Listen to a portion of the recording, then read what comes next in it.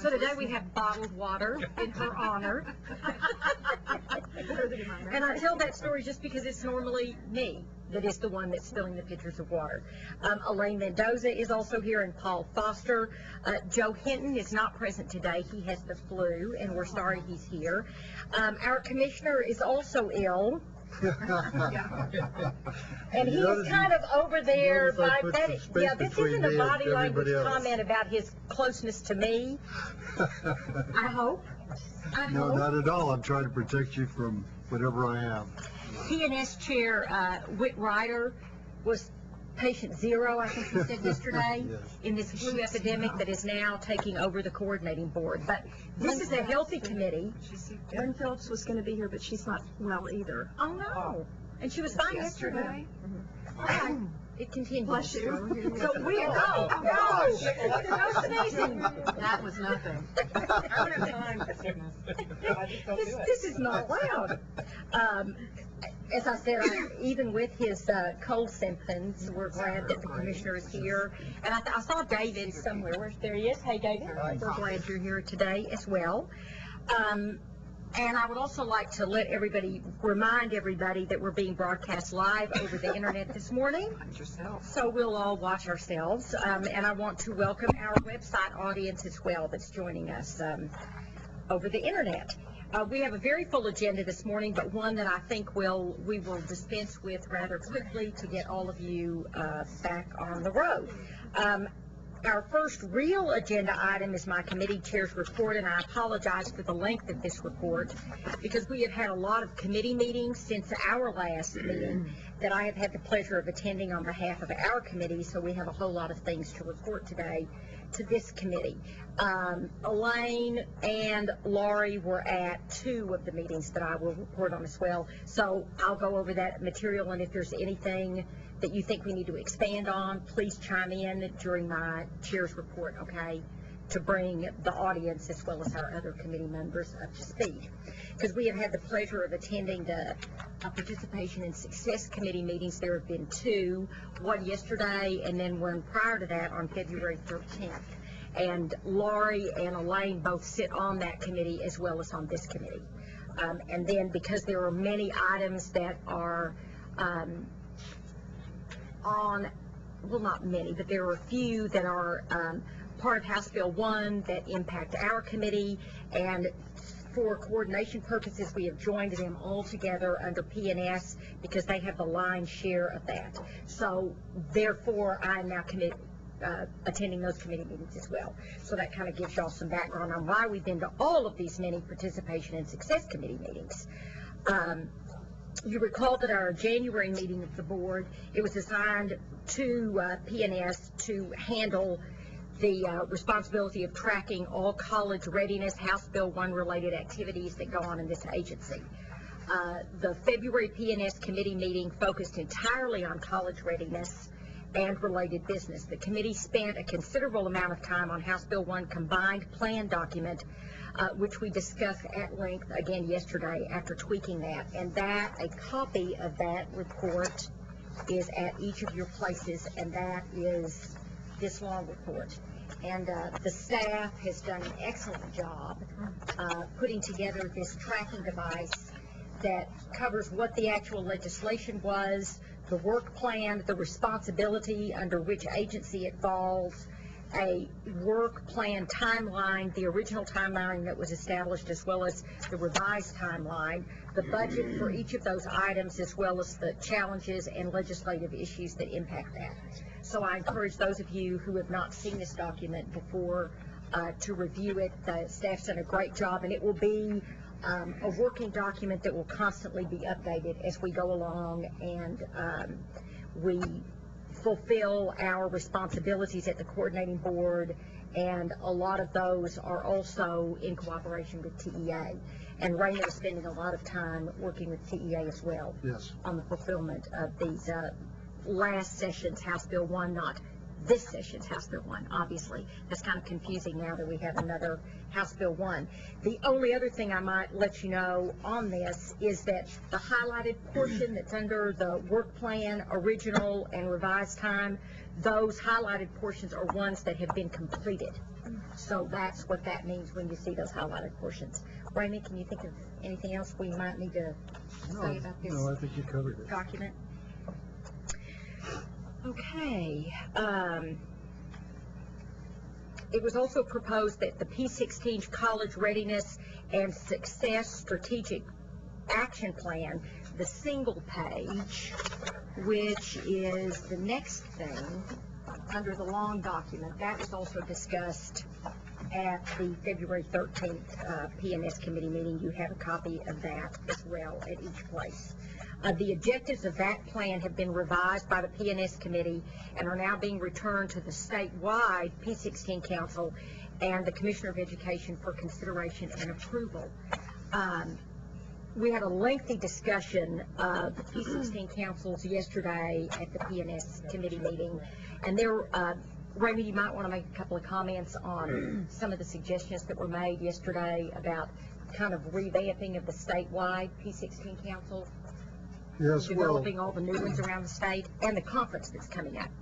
yes, we're in the process of taking a look at the statewide P16 council to revitalize it. I am the new chair. I share that role with Shirley Neely, who's been doing it for the past couple of years. We're going to take a look at a couple of things. We're going to look at the standing committees. We have them on teacher preparation, on developmental education, some other issues. We're going to take a look at expanding the membership of the P16 council. Statutorily, we have the authority to expand it up to 7 members. Currently, we have the 4 that are prescribed by law, and I think that's too small a group to really get the work done.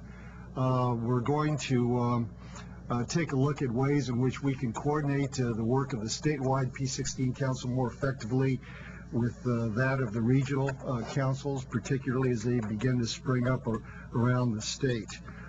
As a way of enabling this process, we're going to have a meeting in June, I believe, a statewide summit on P16 efforts, and we'll bring in, invite people from all over the state, from the existing P16 councils, to talk about the way they've organized and talk about the way they've identified their priorities, developed their agendas, how they've managed to raise extramural support for the work that they do, and then we'll give some time to talking about how we can coordinate all these efforts statewide, how we can both bubble up the best ideas about college readiness and meeting the goals and closing the gaps, and how we can work at the state level to make sure that information is disseminated across the state when we find effective programs.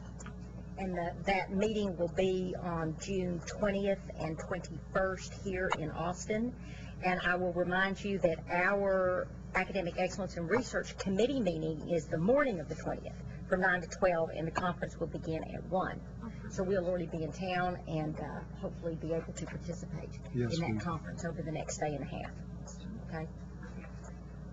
So we're looking forward to that. And the staff is in the next, probably beginning of next week, sending out a hold the date card to folks to let them know that's coming up and they can get it on their calendar. Any questions or comments about that? Okay. The committee also requested a study on current dual credit and other college credit being offered in high schools, and asked for a plan to be presented to the committee for ensuring the House Bill 1 college credit in high schools mandate is being met. High schools are required to offer 12 hours of college credit, and there was a lot of discussion at the committee meeting about making sure that was actually happening at each of those campuses. Laurie brought up some problems that were already being encountered in Houston. You want to mention those to the committee? Sure. The community colleges are having some questions as to how they'll get enough professors and teachers into the high schools for dual credit. And the high schools are telling us that because the 18 hours is required in the master's level and the concentration, that they're going to have a hard time staffing classes. So one of the high school principals in Houston is on the SACS, was that it, Raymond? Yes, Yeah. Yeah, the yes. SACS. And so we talked to him and the community college about trying to work something out where, at least for developmental ed, maybe that could be done, and then also for some of the dual credit. And then also we talked about some of the different ways, like distance education, that they could maybe offer it. But that they're concerned because they really want to do it, and there's certainly a demand to do it in throughout the state. Is that effective already, that they have to be offering 16 hours, or when does that kick in? 12 hours. 12 hours, excuse me. Next fall. Next This fall. Fall 2007. It goes into place fall Yes. 2007, Yes. so for that school year. So we just want to keep track of that that's actually happening and help these schools address the issues that they're running into, We talked about the AP and the IB courses that are already offered, and because they meet the requirements well. and then there was something else. Oh, we talked about some of the other universities that offer the distance education currently. So there are a lot of different creative ways to do it, but to actually offer up to 12 hours in every high school is going to take some creativity. The committee also asked staff to begin a project to align high school career technical education curricula with community college career technical curricula, as we are also aligning the academic coursework across public education and higher education. And this was a very interesting area of discussion, and we had never discussed the technical and career education alignment before. Everything has been spoken in terms of academic course alignment, and I don't know that anybody had really thought about that before. The No, I just- discussion that took place yesterday, which was great. So that's going to be another big project for our folks to look back at, but one that's going to be of great concern, because I know the commissioner is getting a lot of comments. I know Laurie has, and myself, and I'm sure all of y'all, about the impact of the more rigorous educational requirements for high school students and how that's going to impact career and technical training in our high schools and onto our community colleges. And some folks aren't very happy about that. So this will be a way of hoping to align that curriculum as well as the academic curriculum. The committee also determined the need for a stronger plan to coordinate the activities of the statewide P16 councils and the regional P16 councils already in place, and Raymond's already spoken to us a little bit about that this morning in the summit that will be held. And I'm pleased to report to you that the agency is making substantial progress on various college readiness HB1 related activities, including the Texas Course Redesign Project, which our Academic Excellence and Research Committee has tracked. And Joe's going to give us more information on that under agenda item 3, I believe it is, later in the meeting today. So we'll discuss that more fully. And in related college readiness activity, academic affairs staff identified higher education faculty for chairmanships and membership on the statewide vertical teams in English language arts, science, social science, and math. The lead division for the vertical teams project is participation and success. The vertical teams co-chairs and the full teams convened last week here in Austin for their initial meetings. And Dr. David Conley, whom all of you will remember from our board meeting, and 4 discipline specialists met with the vertical teams for the first of 4 meetings to be held by the end of August.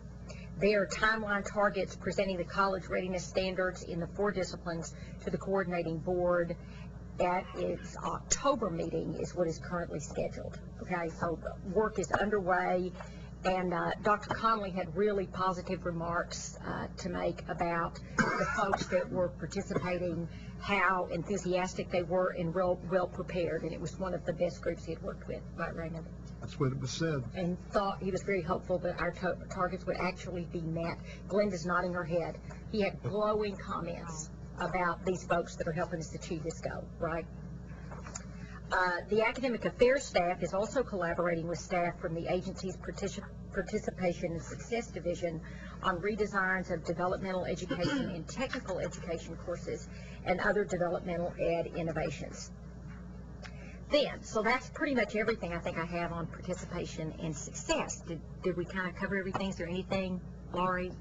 Well, I think one of the things we talked about was the communication with TEA and importance of, as we move forward with the Readiness and Success Combined Plan and how it's aligned with House Bill 1, the importance of, along the line, always keeping TEA and the State Board of Education informed, so that as we move forward, that one doesn't find that, one of the agencies doesn't find that the other one's ahead of the game. And I think that that's real important.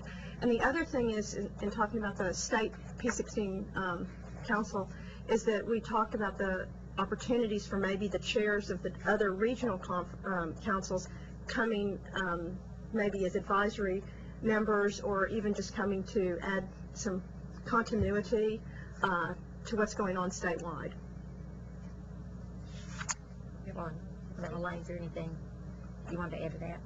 Okay, I also have the pleasure in February of attending the quarterly meeting of ACORP, the Advisory Committee on Research Programs, and we have two esteemed guests in the audience with us this morning from that group who we will hear from shortly. And I'm going to readjust the agenda, guys, so as soon as I finish the committee chair's report, we'll go to the ACORP presentation, okay? So y'all don't have to sit around and waste your time with the whole shooting match that we're doing today. I can report to you that ACORP spent much of its meeting discussing how to comply with Section 142.006 of the Education Code. That section requires our board to appoint a committee of experts to evaluate the advanced research program and report its findings to us by January 31st. You'll recall Professor Jarrett briefed the board in July about his ARP impact study, and then we all received copies of this report, as you recall.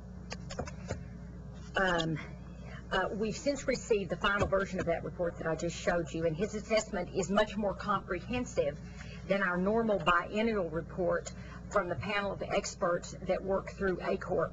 However, the report was not completed by a committee as required by the statute. Although it has much more information, it wasn't a committee-developed report.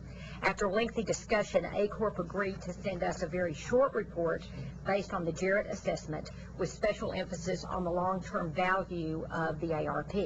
That report summarizes the key points in the longer document that I just pointed out to you. The report and letter signed by ACORP Chair Norm Hackerman and Vice Chair Bill Welch, who are both with us, dated February 28th, were sent to our board chair. We'll hear later in our meeting from Linda and the ACORP members that are here today about that and other issues that are impacting ACORP and therefore the coordinating board. You will also see at your places a one-page handout on research. This is the letter that I referred to. And then this is the one-page handout. And we have a really spiffy colored one that we give to the legislature, but we just did a little black and white copy for us in-house folks. But we have really pretty ones that we give out to the folks in the legislature that are all colorful. And that one-page report summarizes, let me see, where am I? So that summarizes all about the advanced research program, what it is, kind of gets people up to speed, and how much money we'd like the legislature to give, which is always so much more than they actually do give. But things are looking good that we might actually get a little more money this year. But we'll talk about that a little more when Norm and Bill continue or give their report to us a little later in our committee meeting. We also share this one-page document with the legislature, as I said, their aides, members of the business and political communities, whenever we have an opportunity, so that everyone is aware of our continued interest in and support for more funding for advanced research in the state. And a lot of folks really don't have a very good handle on that issue. And reaction to this little handout that we've put together has been very positive to everyone it's gone to. And then the last part of my committee chair's report is that during each legislative session, some of the most important and time-consuming work of the academic affairs and research staff is analyzing proposed legislation and producing education impact statements and fiscal notes on bills upon request from the legislature. The impact statements and fiscal notes are principal resources for the LBB and the legislature as bills are considered for action. So far this season, academic affairs and research staff have 4 impact statements and a number of fiscal notes either completed or in progress.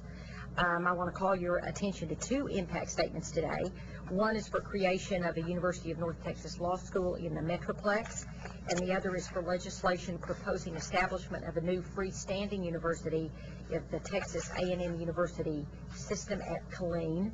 The law school impact statement went to the LBB February 19th and was sent to each of us as well, you will probably recall. And the impact statement for the Texas A&M University Central Texas campus was sent to the LBB Tuesday of this week and was also sent to us for us to look at. So copies of both of those are available at your place as well this morning, and the staff members who prepared those documents are available to answer any questions that you might have.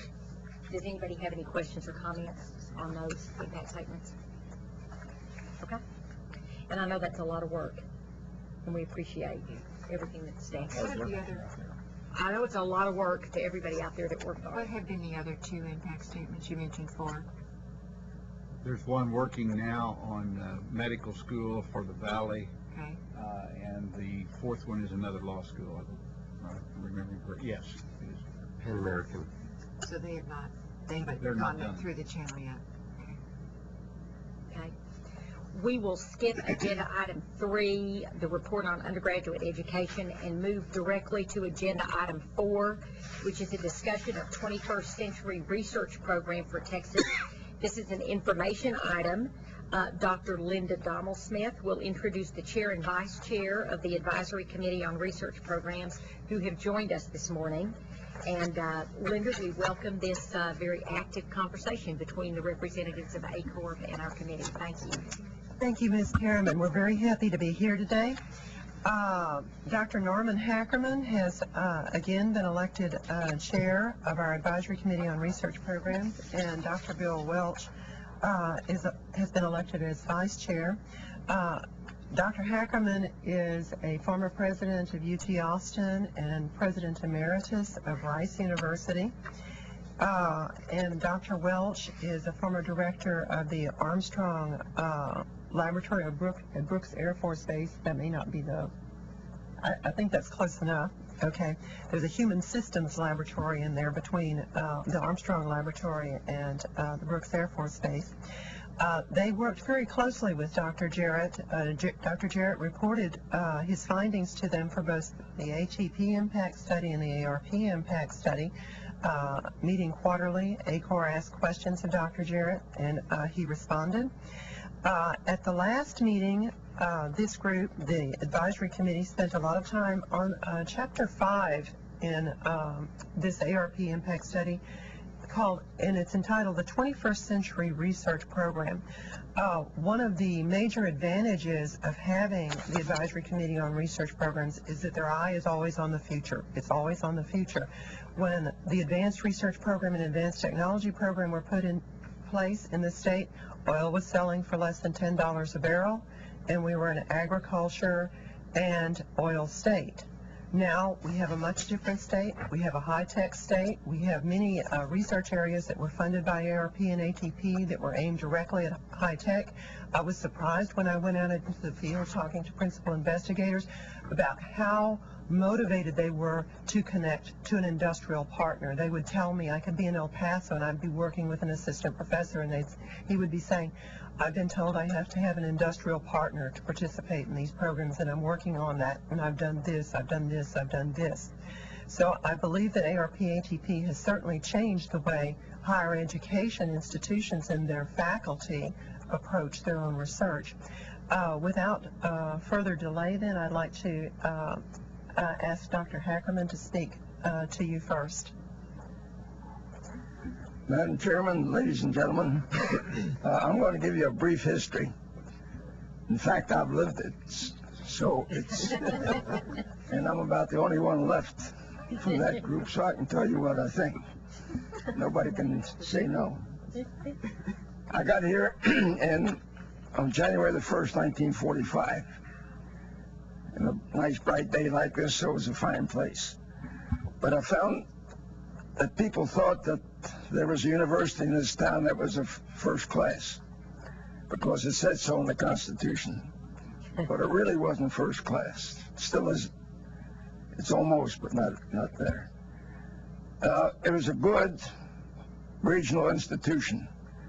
Several things happened between then and now which have improved its condition and the condition of the higher education in the state. First thing was the GI Bill of Rights, which in mustering out a lot of military people in this state who decided to make use of it, they went to colleges in Texas rather than in their home states. And they brought a lot of pressure to bear to improve and bring up to date instructions and inevitably research. It was provincial before that, believe me. So that was a big impact. They caused additional faculty members to be brought in, and the faculty members were feisty. I was one of them. We fussed about things, and incidentally, there were very peculiar restrictions that existed at that time. I won't go into all of them, but I will tell you one. At any rate, about 20 years later, the John Connolly administration introduced the idea of a coordinating board because management of higher education had become pretty inconsistent on a state level. And the coordinating board was designed to introduce some management. It at the same time got rid of some of the peculiar restrictions. Let me tell you one of them. It said that no person in the state government or working for the state government could hold two positions of honor, trust, and emolument. When I heard it, it didn't have the last word in it. It said honor and trust. And in fact, in the 50s and 60s, the state had nobody on any committee or any board in Washington. No national committees, no national boards. The introduction of the coordinating board and some smart operations by some individuals in the state got rid of that restriction. And in fact, I was appointed to the National Science Board in 1968, and I was able to keep that position. Prior to that, two people had been appointed to it, and they had to resign or give up their salaries. So there was a major change in the 60s that permitted Texas to begin to participate in science and technology on a federal level. In the mid-80s,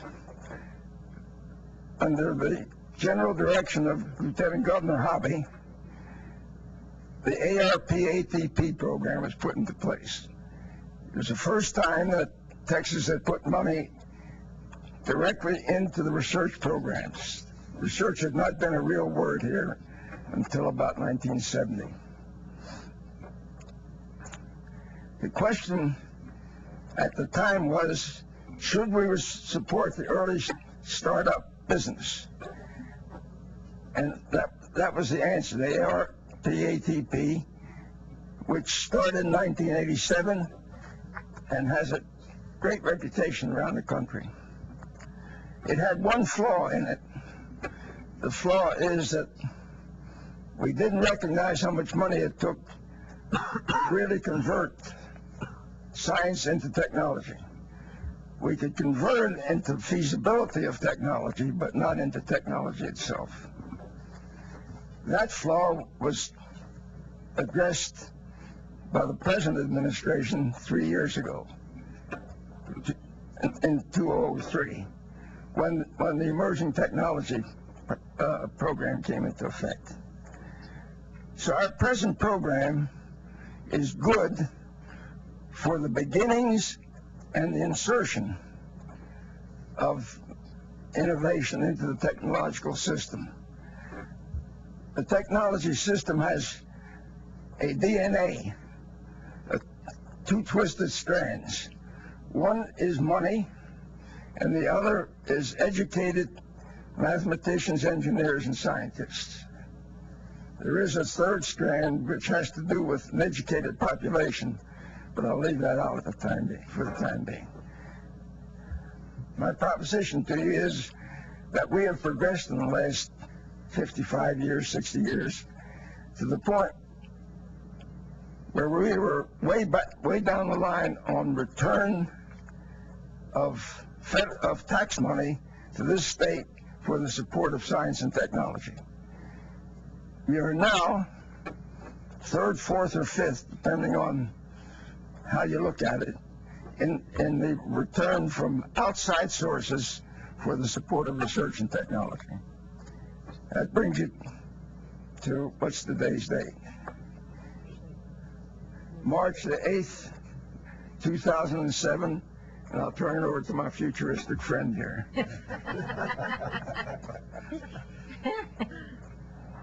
Well, that was kind of an interesting run back. Madam Chairman, ladies and gentlemen, it's a pleasure to be here. And it's an honor to follow this guy right here. You know, my daddy always said, respect your elders, and I enjoy being around him because he's elder than I am. That's easy. Yeah. Before I started, you know, listening to him talk just reminds me, I have a book on my bookshelf that's beginning to deteriorate called Retrospectroscope.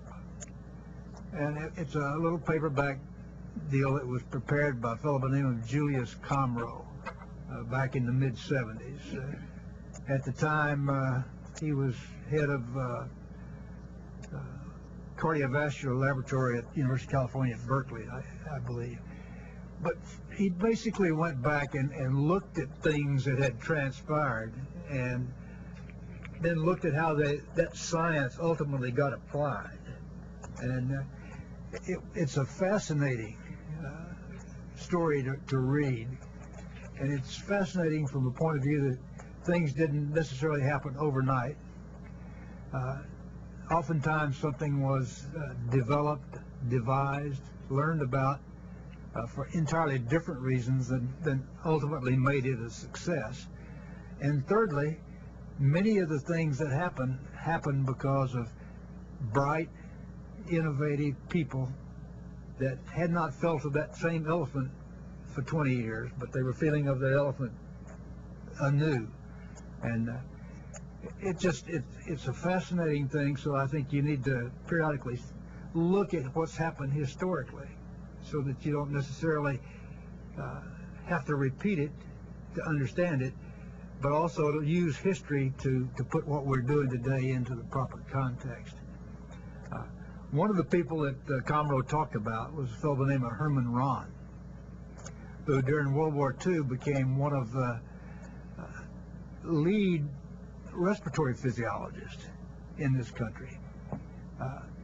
He did not start out as that. He started out as a comparative biologist that was interested in gas membrane transport across snake skins, of all things. We capitalized on that for many, many purposes, but when we got into the space program and there was interest in perhaps using helium as an inert gas because it would be lighter to handle than nitrogen would be, and that was when we were measuring things in grams that went into space instead of pounds or tons. And so Herman came up with a neat idea. Well, you know, if you're concerned about the whether or not helium really is inert to the biological system, let's look at the developing embryo. And so we devised a program with hatching chicken eggs. He brought his stuff to it. We got a guy over at him that understood how to hatch chicks, and he brought his stuff to it, and we brought our stuff to it from the Air Force. It all came together, but here were backgrounds that started completely different, but came into being. But I digress from why I'm here. And I apologize to you for that. We have talked about the the future aspects of things on our ACOR committee at some extent. We would suggest to you that you read Chapter 5 with some detail and look at the people that have contributed to that. That will give you, I think, a real good sense that a lot of bright people in positions of responsibility don't all have the same conclusion, don't all necessarily agree that the best way to get from San Antonio to Austin is up I-35 early in the morning, but nonetheless they do agree that getting from San Antonio to Austin is a good thing. The things that we feel like after reading this is that we need to continue with a close dialogue with the executive branch and the legislative branch to make sure that everybody has the same sheet of music in terms of what it is our end goals are. And we on the ACOR feel that at the present time the end goals are basically the same as those that were outlined in the early legislation on the ARP. And we would then, and I've got 3 charts that I'd like to call your attention to, say that we ought to put an aggressive enhanced ARP in place with good metrics to chart the progress. I think you will agree that you have a really great start on metrics, both with those that the coordinating board and the staff have built up over time, as well as those that Dr. Jarrett came up with when he made a detailed study of the ARP and ATP. And it's really vital that you do have good metrics to chart your progress. We would say, when I talked about aggressive, I really mean we are just as pleased as punch about the level of funding that the board is supporting for ARP. If we're going to do anything, it takes money to do it. And you know, there's you can get too small. It's kind of like in the lung. If you're breathing 100% oxygen and you get oxygen into that alveoli, and then as you start using that oxygen out, if you have an obstruction, that little alveolus is like this, and as you keep using the oxygen out, it keeps coming down until it finally gets down and does that. And then you no longer get oxygen in. When you can't get oxygen in, you lose life. Well, that's what happens if your program gets too small. So I think that we're really we're just really pleased to see that the board supporting an enhanced program, and we really sincerely hope that the legislature will agree with that. We think you ought to continue and place more emphasis on the participation of high school science and math teachers in the ARP. And from what I sensed earlier, that's spot on in terms of what you're trying to do with the high school stuff. And Nancy, you were at Lubbock, and I don't know whether you met that high school teacher that was there or not. That day when we go around and visit the various universities, I think, just accidentally bump into these people. Maybe they've set us up. I don't know. Probably. But she was really excited about the opportunities that it provided her to take today's and tomorrow's stuff right straight back into her classroom. And it was having an impact not only on what she taught, but it was having an impact on how her students viewed her. She no longer was just a high school teacher. She was a researcher. And it really has a good impact. And if we're going to build up our science, math program, it's got to start back in the high schools and try to get kids interested in it. We feel that there is an issue of how you transition technology, and Dr. Hackerman mentioned this and the dollar aspects of that. As we look at the ARP, we would say it would probably include some early technology transition, But we need to we backed away from having an ATP per se because of the governor's program and the Emerging Technology Fund, and not wanting to be perceived as being in competition with that. But I think after a couple, 3 years, we need to see if that really is working. And if not, then try to develop a new ATP that would assist the collaboration between academia and industry. If we look at the next thing, I want you to remember a few things. ARP does not exist in a vacuum. It's not an academic welfare program. It is not an academic welfare program.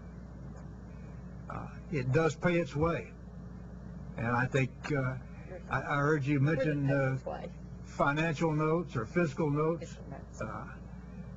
I think if we can come up with a fiscal note that addresses the ARP so that it says at the end of the day, this is a money maker, not a money user, we have made good progress. ARP does provide an environment for change for the state. It creates a sense of excitement that, Elaine, you recall in the early space days, the excitement that was here. Everybody stayed up and watched John Glenn say the clock is running. We think that's pretty hokey today, but it was not then. And we have peer review that provides the opportunity for good ideas and good people to surface, from El Paso to Beaumont, Amarillo to Brownsville. So I think that needs to be remembered. And finally, remember, ARP is all about students, education, economic development, standard of living, and that ties right into what the Texas Workforce Commission is doing. And if you look at one of the charts that they had in the earlier meeting about the annual average income of dropouts, high school graduates, college graduates, advanced degrees, it really says, hey, we've got to get with it. It's all about research, attracting and keeping top-notch faculty. We recognize that part of the Emerging Technology Fund is set up to draw in stars. We think that we can also grow some stars. And when you grow a star, that star is likely to stay in your sky longer than if they are a comet coming through. It's all about science. It's all about engineering. Dr. Hackerman keeps saying to me, don't forget engineering. That's the important thing too. And it's certainly right. And it's all about growth in Texas. And then he gave me a B on this chart instead of an A, because he said I should have finished with one more bullet that says students. That's at the top. He recognized I had it at the top, but he said it also should have it at the bottom. I said the same thing to him, Nancy, and he told me, get with it. Start and end with the students. Yeah. So we're excited about the opportunities. We know that we'll be having, I guess, a chance to share some of that excitement you all will with the legislature, and hopefully they're going to agree with us. We're not, in my opinion, not in competition with what the governor's trying to do. I do believe we're supportive, and if he's going to have an effective emerging technology, he's got to have an effective underpinning of research infrastructure. Thank you. Madam Chairman, Bill's just right. Can I take one more minute? Certainly. I'd like to give you an instance of why you should be patient. You know what photosynthesis is? Sure. Photosynthesis. Sunlight provides you with corn and grain and so on. I don't know if you know when that was discovered, but it was 1789.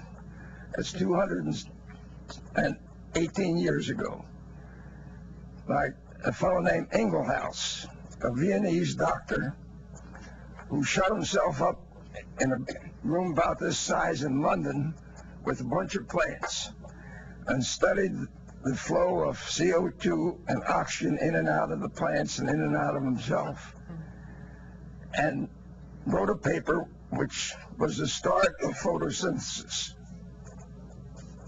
Now, 218 years later, we still don't know how to convert that into technology. That's in spite of all the money we've spent and all the smartness we have.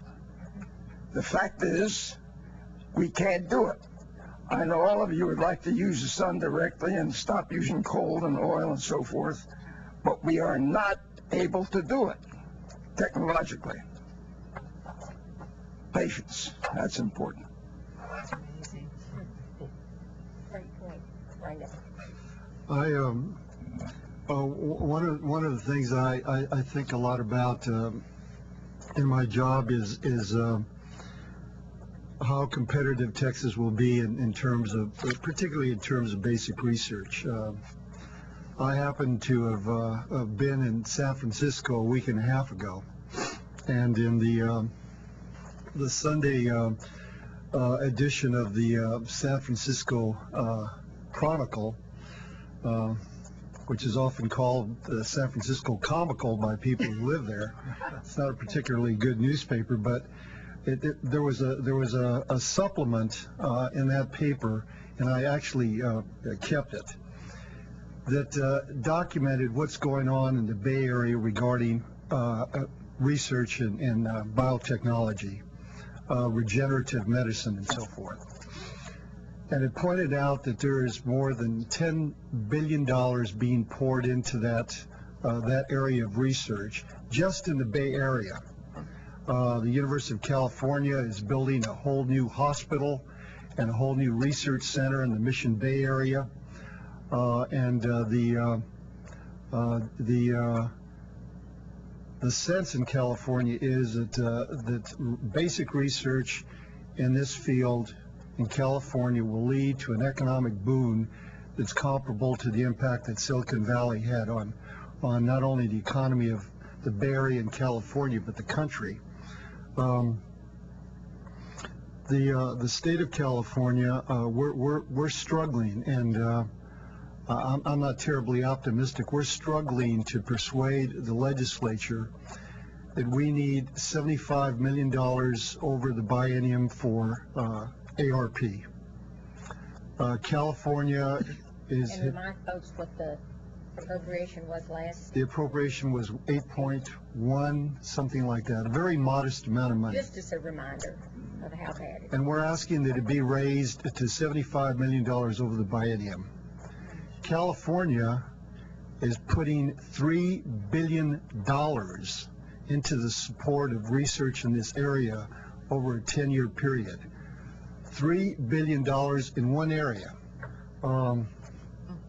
I worry. You look at what other states are doing, and they're making similar commitments to research in basic fields, renewable energy, alternative sources of energy, nanotechnology, nanoscience, and I am really worried that we are going to fall very far behind, and we'll never be able to catch up. I also would underscore the point that you made. We have some very good universities in Texas, but we don't have preeminent ones. We don't have institutions that can compete with Berkeley and MIT and so forth. And we need to make that commitment as a state for all the reasons that both of you have mentioned.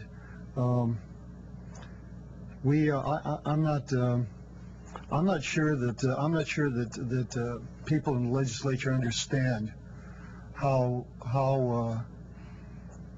far behind we are falling in some of these critical areas. Well, nothing to add to that. I don't think we can. I can't argue with you. And we're The certainly... question comes why, so it's a matter, I think, of what the priorities of the state and the voters really become. And it's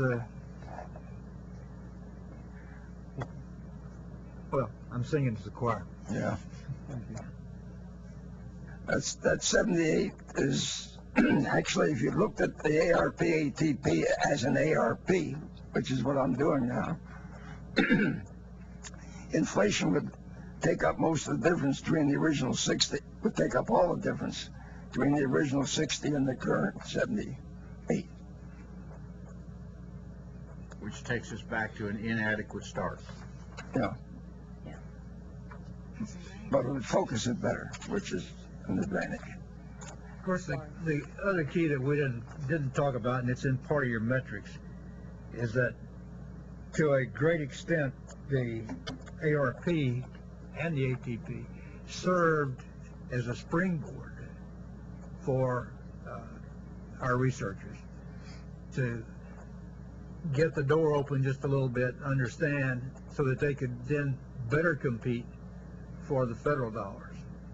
And when you stop and look at the we had something on the order of 3 to 1 outside dollars coming back into the state. Over 3 days.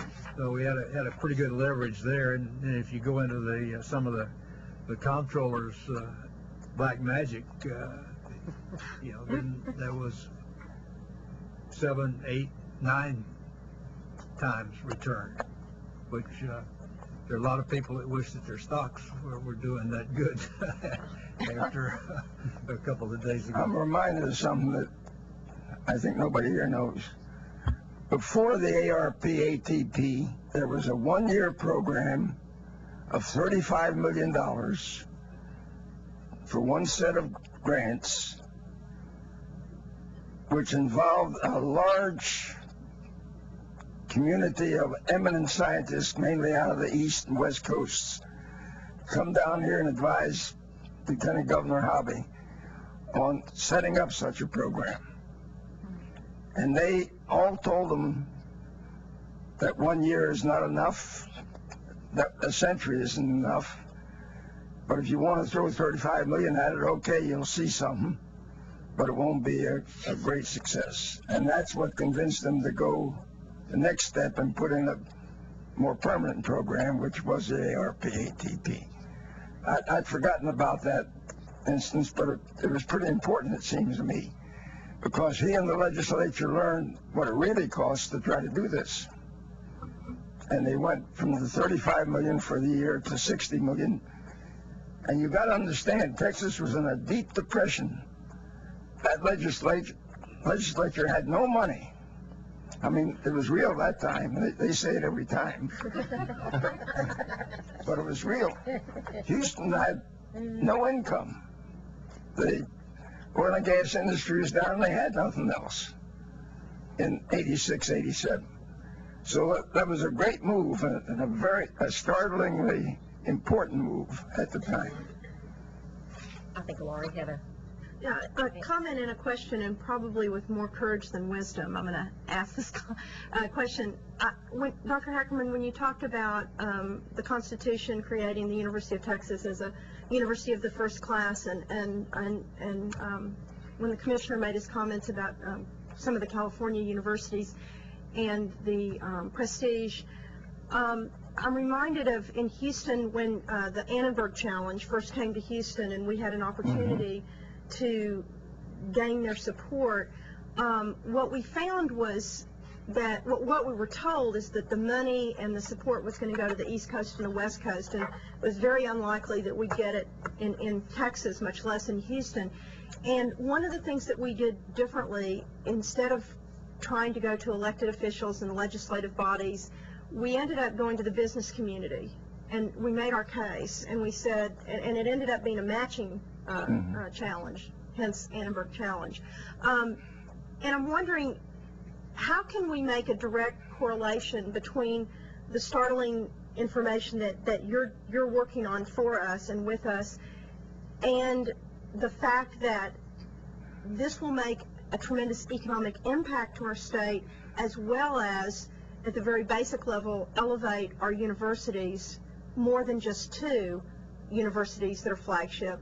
It will elevate our universities across the state with the amount of research. And I guess that's my question, is how can we drive that home in economic terms? And thinking back to that Annenberg, I'm thinking of how much impact in information have we given to the business community of the information that you're presenting? One of the problems with trying to make that impact as a step function, as a single step, is that, again, it really takes time to build a first-class university. You can't do it. You can't buy one. You have to bring good young people in and support them, and good young students in and support them. And I'm not sure that the state is ready to make that commitment. That's one of the problems. If you compare it to California, which is not a good comparison because they have 8 universities in their system, and every one of them is probably as good as UT or A&M. Now that's a sharp judgment, but the fact is that does exist. To bring all the rest of our universities up to the same category is going to take a lot more money than the legislature really want to talk about, much less appropriate. But to get somewhere, you have to start. And what I'm saying is we started and now we're stuttering instead of pushing on. And if the coordinating board and the legislature could get together and decide to restart the system, that would be an important step to answer your question. Without it, we're not going to do it. That's all. A standard 6 or 5% increase in budget for higher education every second year is simply not going to do it. And that somebody ought to honestly face that point. Anybody else? Well, and it stands to reason that there's nobody that understands that better than the chambers of commerce that are trying to attract businesses to our state. Right. Than the large corporations that are already here, being the biggest taxpayers with the largest tax base. It seems like, to go to those centers of influence, they would get it more than anyone else because they feel it. Well, one thing I don't want to do is beat on the system. The fact is that there are a couple of other places that were not here before that are outstanding research institutions. That's Southwest Medical and Baylor Medical, which is quasi-public. And actually, some of the other, A&M has come a long way in the last 15 years, almost by itself. And some of the others have done very well. Houston's done well, North Texas has done well. They're not outstanding universities, but they've done well. And if you can infuse them to provide steady growth, and if you have the patience to last until 2070, they'll be good. But you can't have it overnight, and you can't have it without support, either one of them. From the legislature and from the business community. Right. And I think, Lori, to your point, I think that we're way behind the power curve, absolutely, but our state is finally coming around.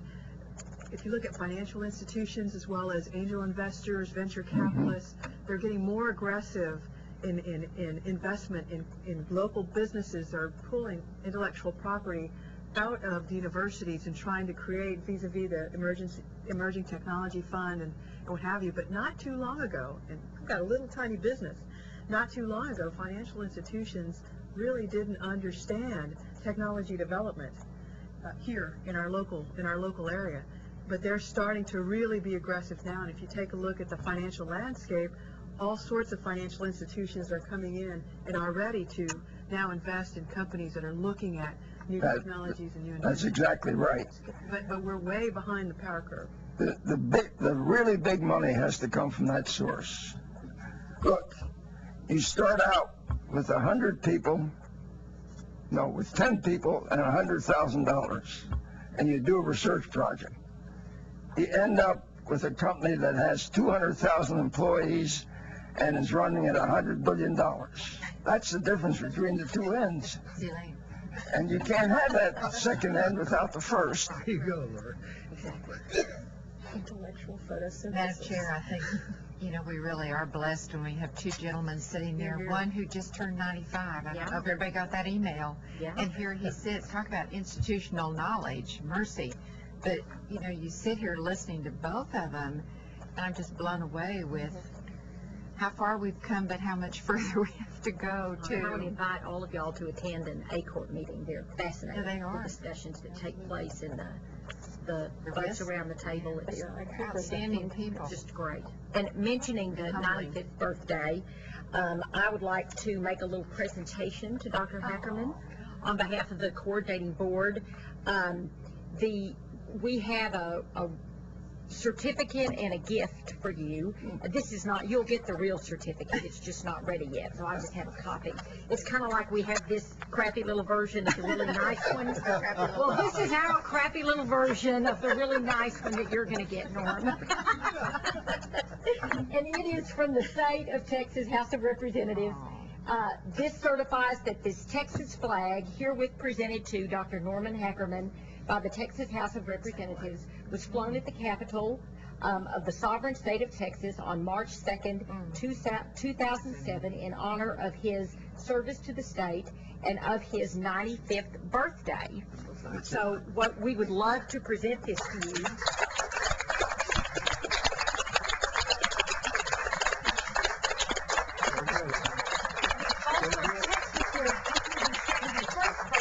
On that same day. Oh, well, we get him another. Absolutely. It's a pleasure to get to. And we'll have the really nice. Is it in there? Well, there you go. Get it from them. Not the Kathy Collins. They didn't want me to mess it up. They were afraid I might pull over. It's very kind of you. Thank you. Well, Dr. Hackerman is a state treasure Yes. to everyone in our state, and his leadership continues. And we look forward to further presentations and attendance and participation in your meeting. We want to thank you, Norm, as well as Bill, for coming to talk to us today about the issues that are before our state and of particular interest to ACORP. We believe our continuing public discussion about the importance of vibrant research programs for the state underline how important we believe the research programs to be for the entire state of Texas, and hope this will lead to additional funding for these efforts. And we'll continue to work on that in the legislature, as I know the institutions are as well, to increase that funding. It's vitally important to the well-being of our entire state. Thank you very much, gentlemen. We appreciate you being here. And happy birthday. We absolutely will. Happy birthday. I can make just one personal note, Dr. Hackerman. As you're mentioning your 95th birthday, I'm thinking back probably 12 years ago, and your squash partner canceled on you, and you asked me if I played squash, and I was relieved that I didn't play squash, because I knew that that I wouldn't be squashed, as she said. So I've had the privilege of having the opportunity to work with Dr. Hackerman for a number of years. I could say you don't really seem any older than we first met. I mean, I hope I can get, make it to 85 with well, I never have had the ability you have, but I just wanted to say it's one of the great advantages of being on the staff of the coordinating board is getting to meet people like Dr. Hackerman. And Dr. Hackerman, your squash partner's daughter is my best friend. Dr. Steinfink, his daughter Susan is my best friend. Isn't that funny? Small There you world. go. There you go. Keep up the good work. Bye. Thank you. We will go back to agenda items 3. We'll go ahead and go back to 3. This is a staff report on undergraduate education. It's an information item only. The Assistant Commissioner Joe Stafford, who is to my right, will give us an update on meetings of the Undergraduate Education Advisory Committee, progress so far on the Texas Course Redesign Project that's part of the College Readiness House Bill 1 initiative, and some other projects that may fit well into that effort. Joe? I feel like this is my first meeting with you, although I actually was with you 6 months ago. During this 6 months, I've begun to appreciate all that the staff is doing on a variety of fronts, but the undergraduate education is probably the most important. We now have an undergraduate education advisory committee up and running. That's been created since I came on board 6 months ago. It's functioning very much like the graduate education advisory committee that I served on a couple years ago. And I would just point out it took that committee a couple of years to really get up to speed. So the fact that we've had 2 meetings of the undergraduate advisory committee is a good sign, but I guess I would say patience in much the same way that Dr. Hackerman is saying, maybe not 70 years, but we may need a few more days at least to make significant progress. At the second meeting of the advisory committee, the 2 big things were to look at the college learning assessment tool, an assessment tool that really looks at general critical thinking, critical communication. It's an assessment tool that applies across the board, so it's not discipline specific, and it's being used to assess the institution's contribution to learning. That is, it's a value-added kind of assessment tool. It's a little different than the ones that are most frequently used.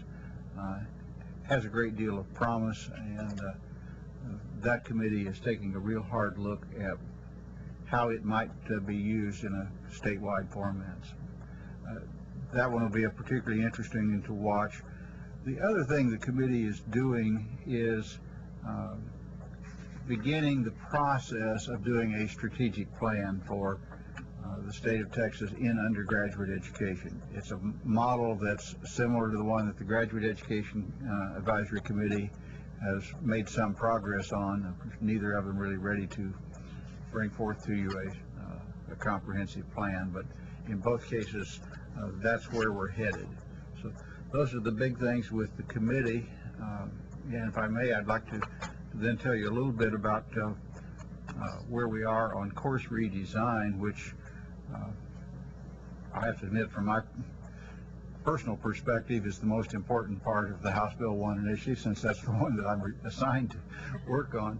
But I do think it has some interesting dimensions in that it's one we can work on directly with the post-secondary institutions. It is the place where we can make the biggest difference because it's right at the curriculum with the entry-level courses. It's the courses that most students will experience. You may be aware of Carol Twig's work. Early on, she identified 25 courses that accounted for half of the community college's academic credit hours, or half of the university's lower division credit hours. That's a pretty remarkable statistic, that if, with 25 courses, you can get at half of what's going on for freshmen and sophomores. What's really significant about her work, though, is the way she's found to improve the engagement of the students in learning. And it's that engagement that makes the real difference. There are 2 national surveys, the National Survey of Student Engagement for Universities, and then subsequently developed the Community College Survey of Student Engagement. And I'm going to just give you one statistic from the most recent Community College Survey of Student Engagement. Full-time students, which by definition means 12 credit hours or more, 38% of them were studying 5 or fewer hours per week out of class. That level of engagement is, I think, a significant indicator of our problem.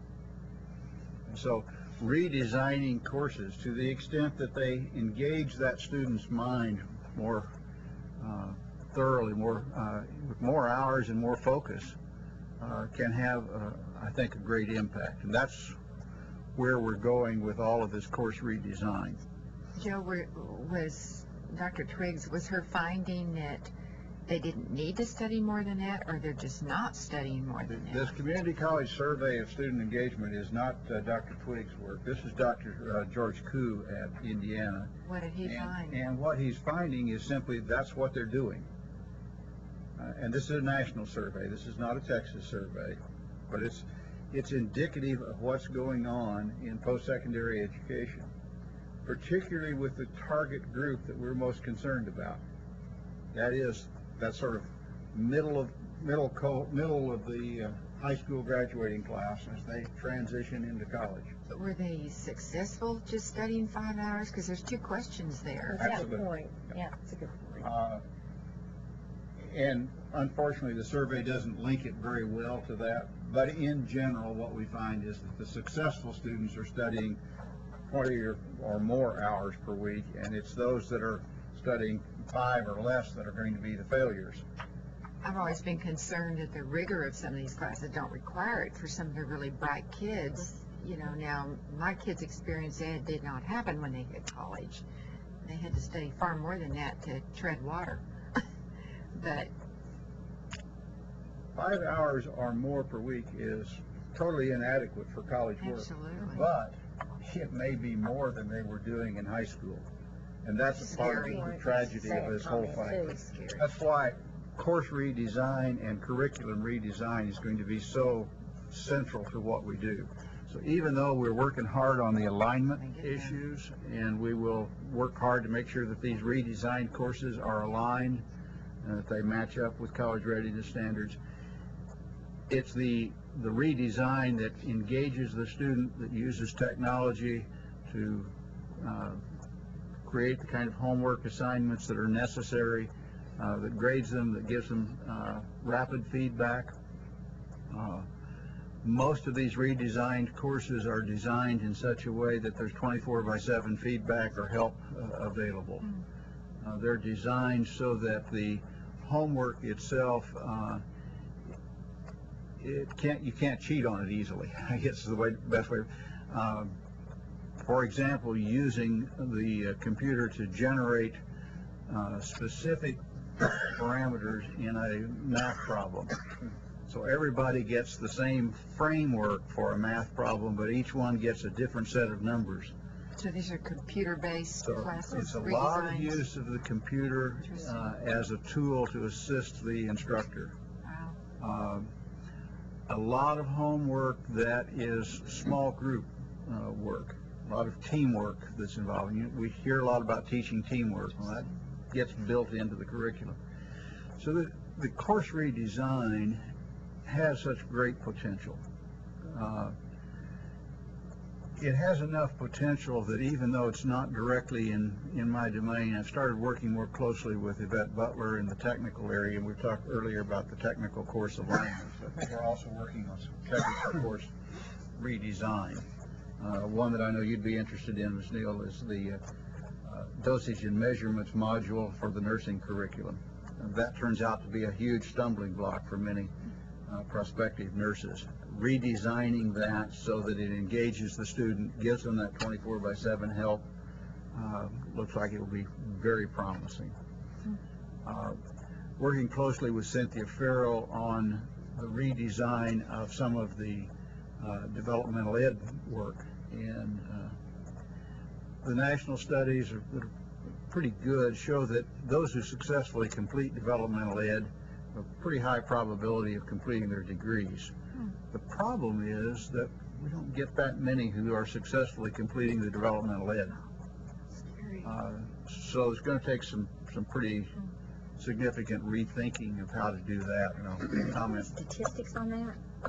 On developmental ed? Yeah, I mean, Oh, how many are yes. actually completing Oh, the yes. developmental ed successfully and We've going done on? We've done a couple of studies. We probably need to revise them, and as we take a close look at developmental ed, we should. But what is it that? About 50% of the students who enter need some form of remediation development. Right, after high school. And of those who enroll in that after 2 years, the completion rate is under 20%.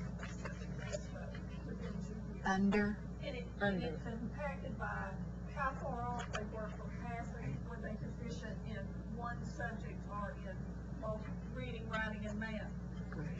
So we have it broken out by each so that you can see that. Susan Brown County is part of our accountability system. It's a contextual measure, but I can send to you the site so that you can actually go onto it and see those numbers. And it really has not changed in 10 years, 15 years. Really? Those numbers are fairly steady. Because we're still doing That's the why same thing. we're the same proposing to the legislature that the 10% of developmental education funds be held back, and that we run those through the coordinating board, and that we use that money to develop innovative approaches to developmental education, because we've just got a lot of institutions that are doing the same thing over and over again with the same meager results.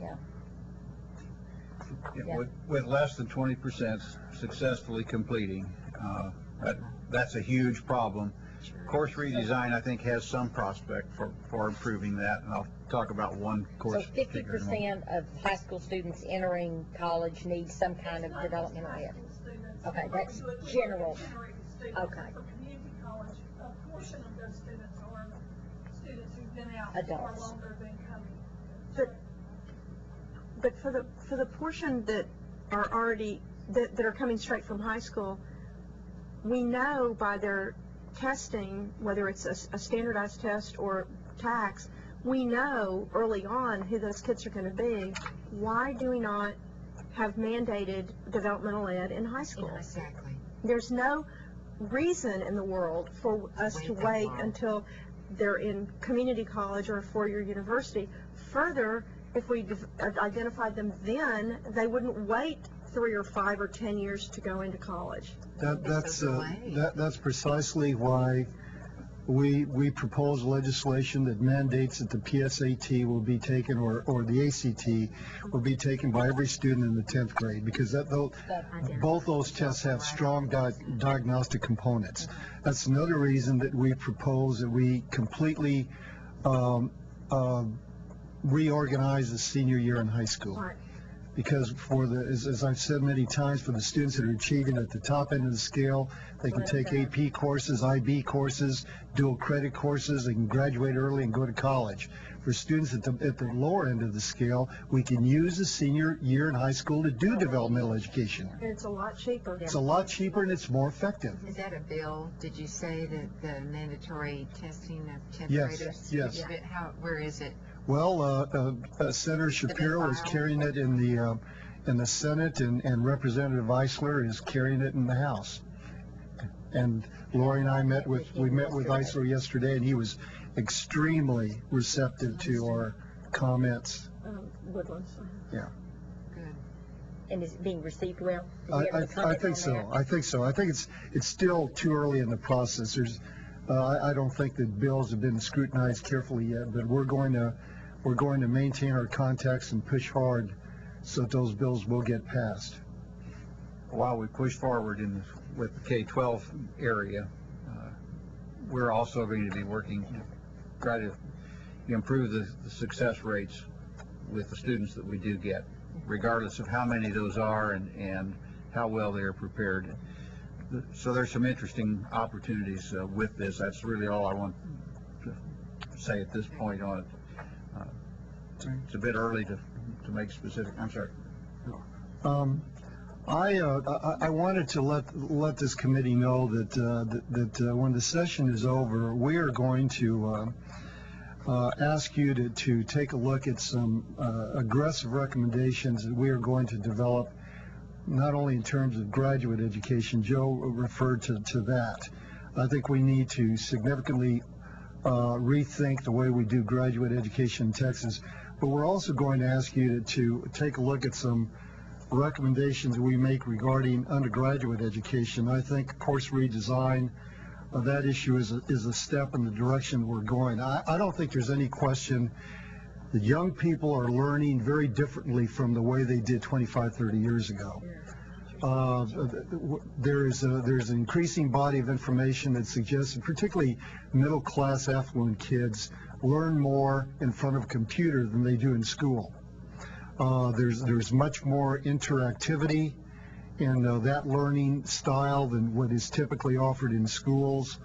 There was a report by the National Science Foundation that came out a few months ago that talked about how we need to use games to teach science and math.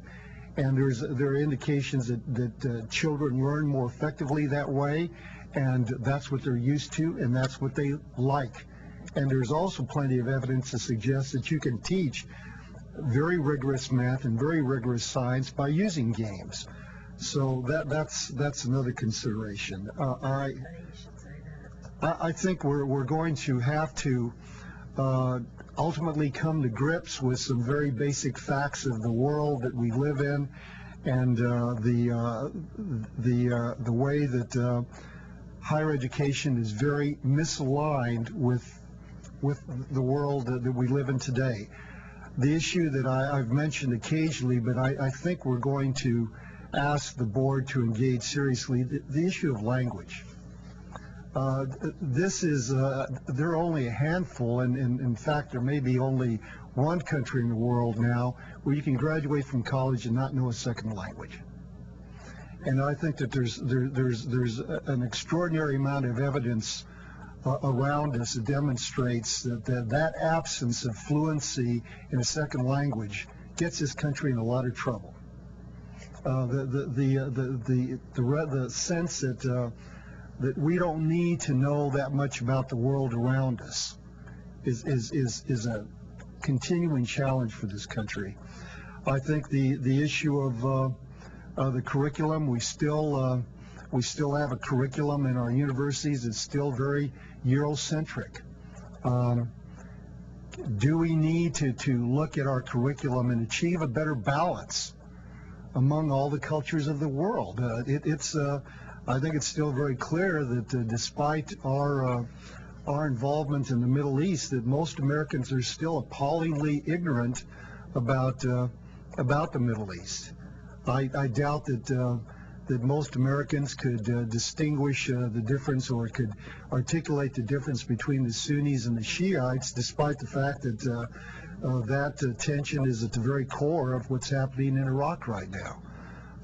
I think that as China and Southeast Asia occupy a more prominent place on the world stage, it's inconceivable to me that we wouldn't expect our students to know more about that part of the world. And yet, there's very little in the curriculum, in the curricula of our institutions that mandate that automatically.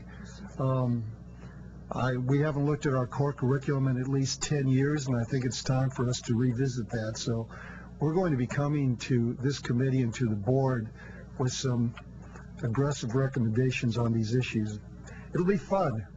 Yeah. I want to share something. On the plane coming in this morning, I was reading an article about how someone had done a study on physicians who had played computer games, who had played, I don't even do it, but all those things, their processing and their dexterity and all that was so far superior than the ones who had never done it. Right. And when you said that about waking up to how kids learn, they're finding that some of the very actions that you do from an active participation role actually helps you in your day-to-day life.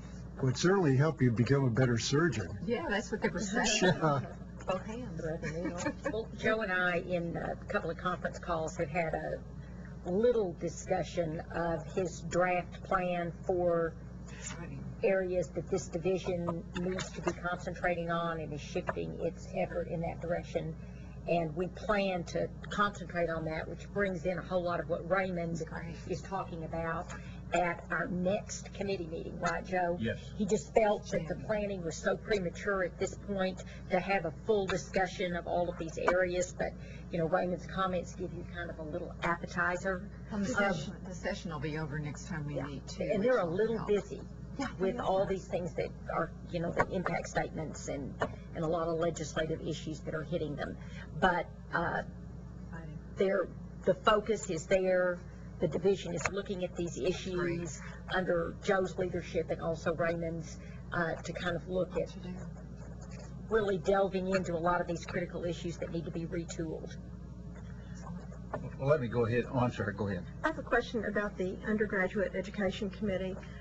One of the things that I think was most helpful in the Participation and Success Committee is when we put the Texas College Readiness and Success Combined Plan and aligned it with House Bill 1 and kind of did an annotated flow chart or spreadsheet or whatever.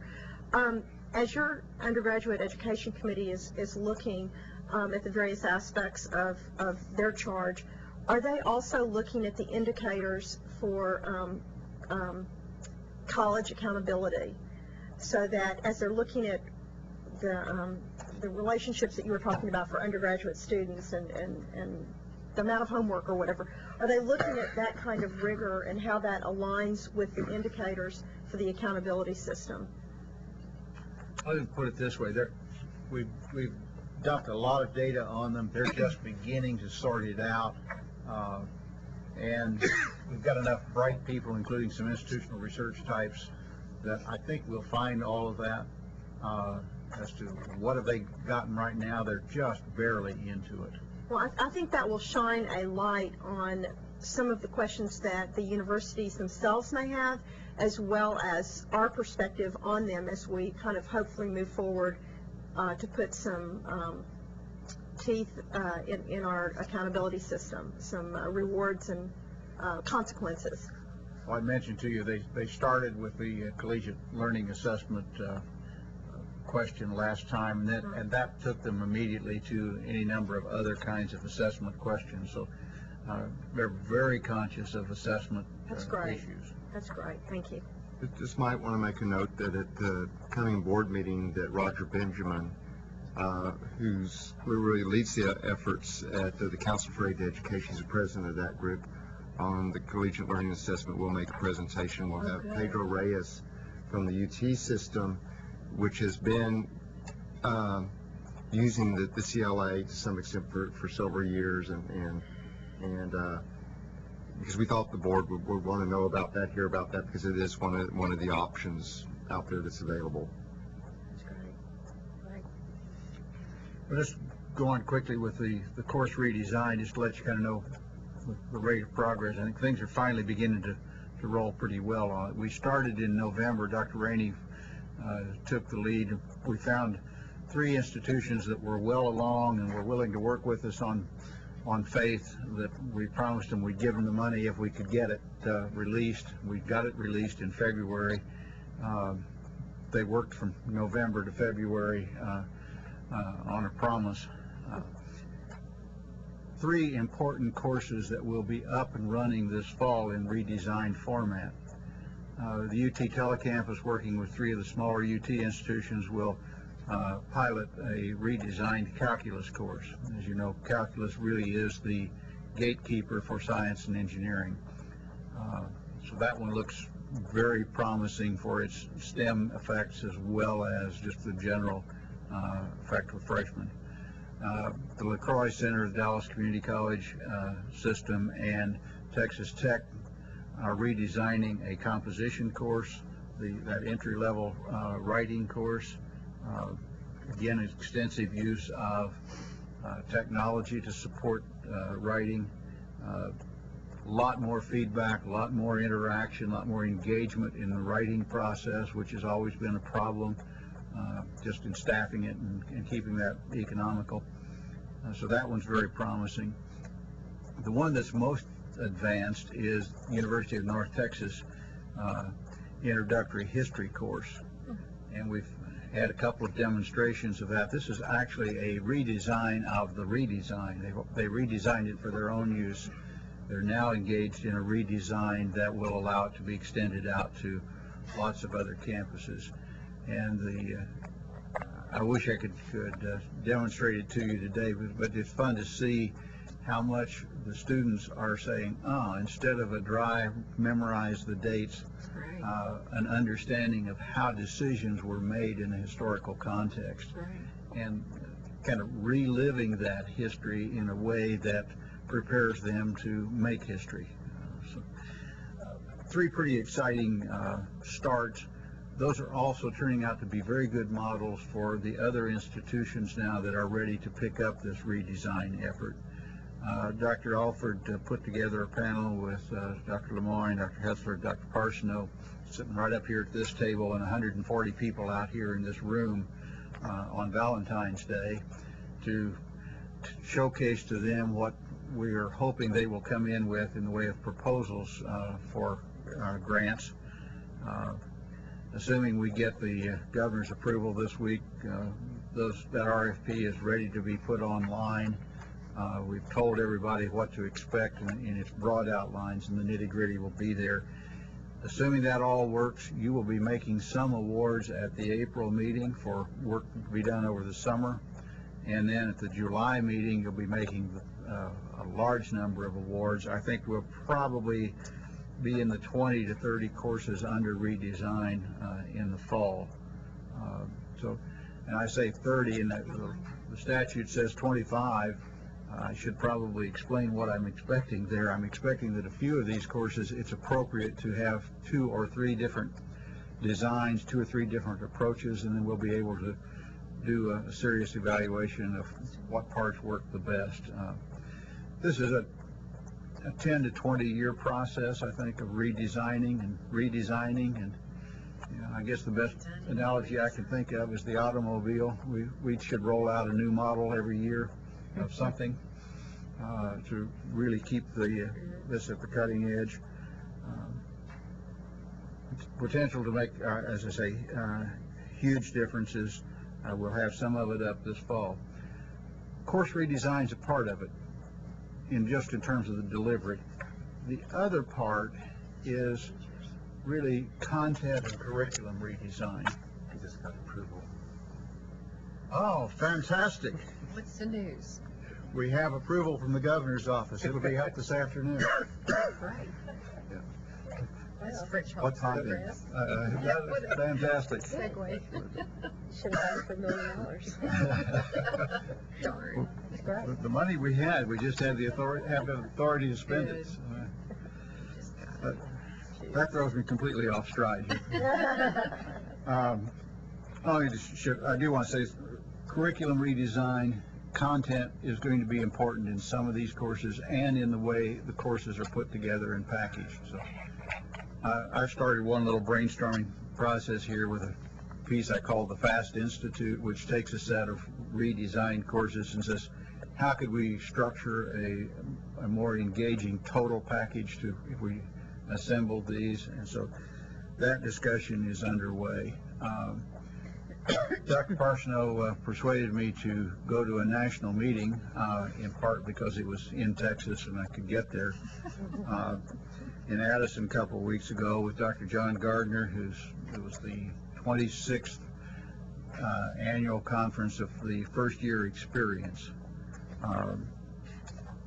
Dr. Gardner has created a new process somewhat analogous to accreditation, which he calls the Foundations of Excellence. Looks very promising for helping us really rethink in a comprehensive way the whole first year experience. At that conference, I met Dr. Nathan Klingenbeil from Wright State University, who with a lot of NSF money had redesigned the engineering curriculum at Wright State. I mentioned earlier that calculus is the gatekeeper for most of the engineering at Wright State. Calculus is no longer the gatekeeper.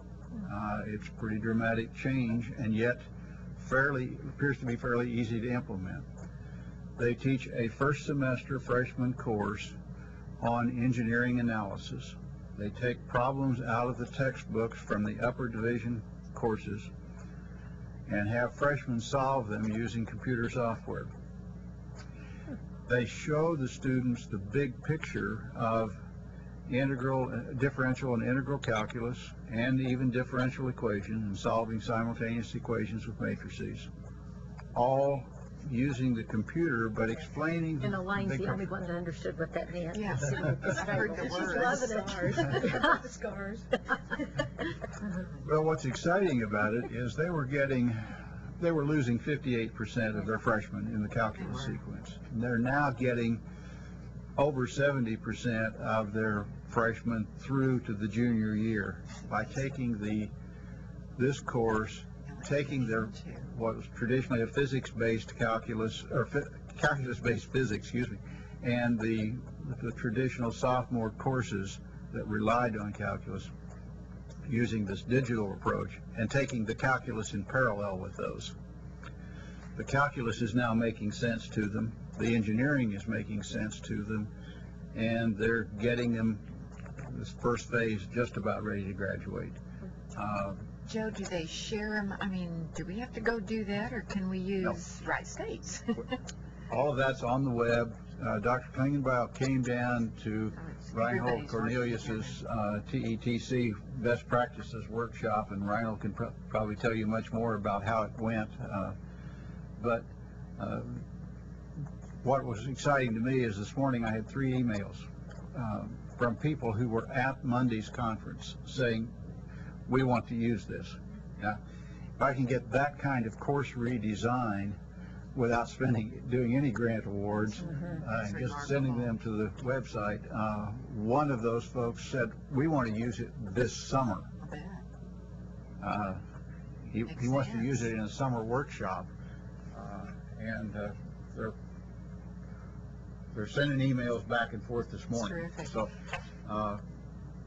it's moving. Sometimes it feels like it's been awfully slow, and then we get this kind of a letter, and we get those kinds of emails, and it begins to feel like things are happening. But the professor from Wright State made very clear that anything he's developed for the course is available for anyone else's use. It's wonderful. I mean, it's a matter of adapting. Right, so everyone can work together on accomplishing some of this.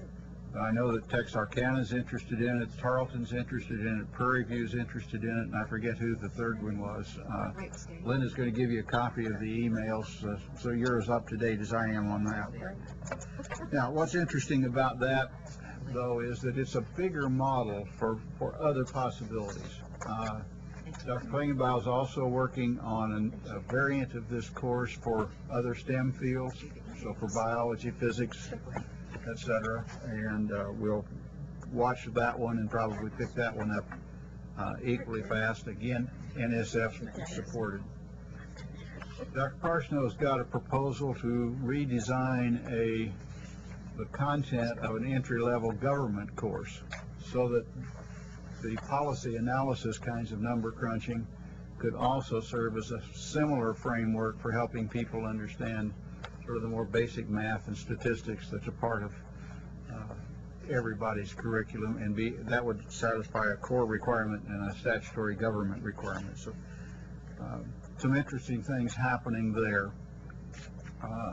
Cynthia Farrell and I are talking about content for the course we call Learning Frameworks, which is kind of a variant of a study skills course. What's interesting there is we really have not evaluated this well, so I'm sticking my neck out a bit, but tell you what, at least looks promising. There's a psychologist at Stanford, Dr. Carol Dweck, who's works on motivation issues.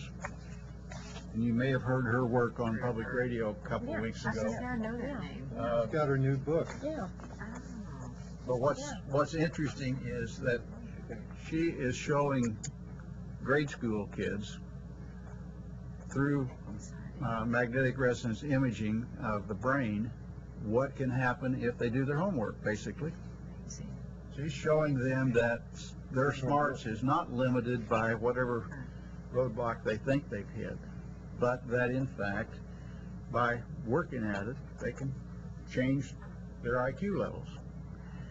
And it's what was dramatic in what you may have heard on public radio. 100 students randomly into 2 sections. Both groups were kids who had trouble in math. She gave one developmental math. I think it was 7th grade developmental math, but developmental math nonetheless. The other group she didn't give any math to. She gave them neuroscience. She taught them to believe that they could change their brain. The neuroscience kids in the subsequent year way outperformed the kids who had developmental math by believing in themselves. Now, We don't know how well that would work What we talked about yesterday. with freshmen, but we do know that she's taught one of these first-year experience seminars at Stanford. So That's exciting stuff. Of course, that was what was behind the move in the 80s and 90s away from tracking kids. Because when you track kids and you say, you know, thou shalt go into these developmental or whatever they were calling them at the time, areas or classes, and you're very bright. You're going into the, yeah, I mean, yeah, the redbirds and the blackbirds and the bluebirds or whatever they were in reading. Prophecy. Yeah. Yeah. of course, one of the other interesting things in her work is she's worked with the prodigies, the kids who just do super. And as you know, they get a lot of praise for their achievements. And then they hit a wall, and they don't get that praise, they fall apart. And her basic research is the kids who got a lot of praise for working hard, for doing what they needed to do, continue on. So those prodigies continue to soar. The prodigies who got the praise for success when they've experienced their first failure fall apart. This whole issue of motivation is an area that I think is just ripe for a lot of hard work. And I'm saying this as somebody who doesn't know the field at all. So all I'm telling you is we're going to have some people working on it. Course redesign has great potential. We're just now getting started on it. What's the book? What's the name of the book? Mindset. Mindset, yes. And Dweck, D-W-E-C-K. Me too. That's sufficient to. And you can get a good discount on Amazon. Good old Amazon. Yeah. Yes, sir. I wanted to say in relation to the issues that Joe is raising that assuming that we get funding to create this internal think tank, this is precisely the kind of issue that we want to take a look at. There is a possibility, we'll find out in the next day or two, that there may be a bill submitted in the legislature that would provide funding for the coordinating board to create a project related to 21st century learning and teaching. Who's carrying it? We hope it'll be the File. speaker. Hadn't been filed. Yeah. Oh, that'd be heavy. It would have to be followed. We hope it'll be the speaker. And if we get this kind of funding, we'll be able to take a look at these kinds of issues in a very thoughtful, systematic, sustained way, and make recommendations not only to the board but provide some leadership in the state regarding these critical issues. But I think it's very clear that young people are telling us that they're way ahead of us in the way they learn and the way they process information. If we don't catch up, we'll be way behind. And Lynn made that point yesterday when she talked about text messaging and the way kids respond to different instructional devices. One of the things we talked about for Paul and Nancy, Lynn brought up that there was a text message on her son's phone and her phone about daylight savings. And she said, you know, that she had gotten a letter about college, what was the Going letter? to college readiness. College readiness letter, and she had put it on the mail table. He hadn't looked at it. She'd put it on the staircase that he had to go up. He didn't look at it. You know, everywhere she had put it, he was not focusing on that at all. But the little text message came in about daylight savings time, and that he was all over that. So she said, why can't we get, which was just a brilliant idea, the tech folks to, like Southwestern Bell, AT&T, I think we know somebody in that. Mr. Mumford? Yes, we do. Can't we talk to him and get him to do some of that kind of messaging through the telephones, you know, free for higher ed messages, that kind of stuff, motivational things for kids. So anyway, we're going to put a little group together to talk to him and try to move forward on that project. And we are going to move on to our actual agenda, which is item 5, and we're going to go through that pretty quickly. But I'll tell one little caveat in answer to to illuminate your comment about, you know, how Americans are so behind in understanding the world in which we exist.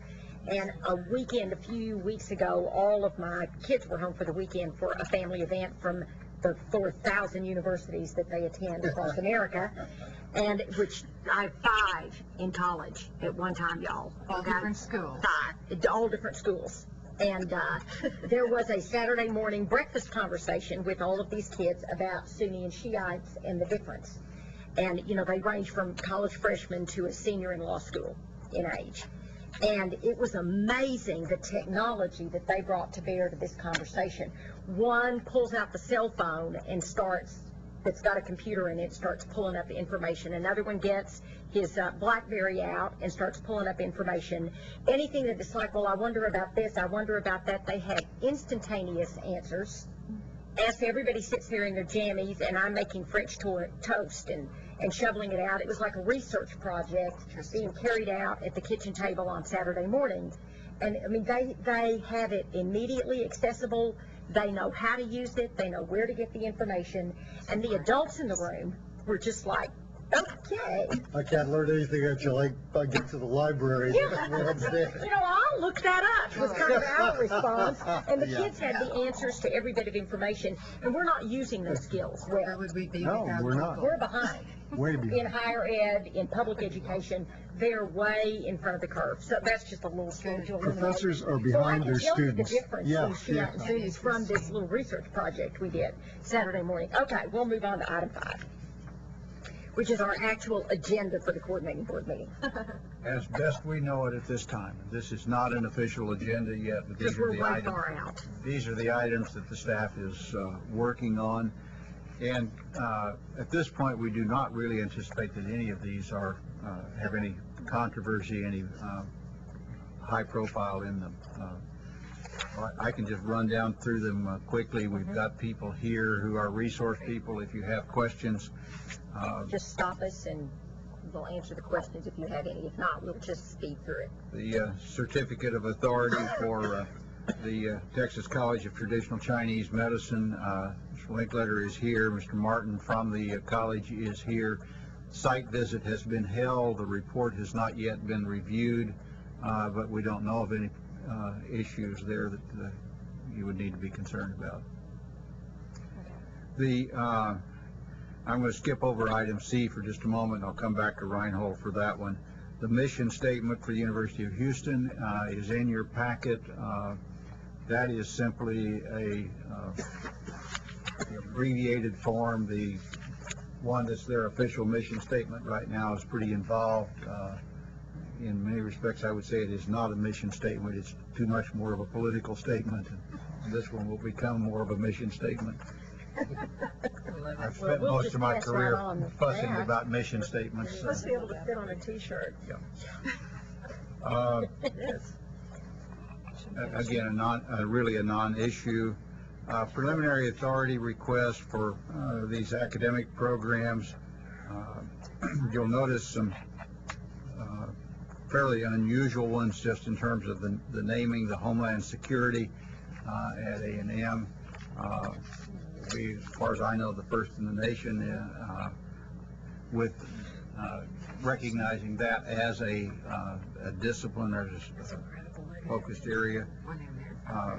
Marine biology, I might also mention, I talked to Dr. Saavedra a couple of days ago, and that one will be,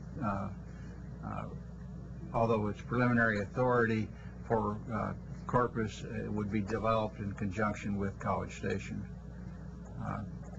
And then you'll notice the mechatronics at North Texas. That's another one that's a rather unusual name, but it's part of a rapidly emerging field. What does it mean?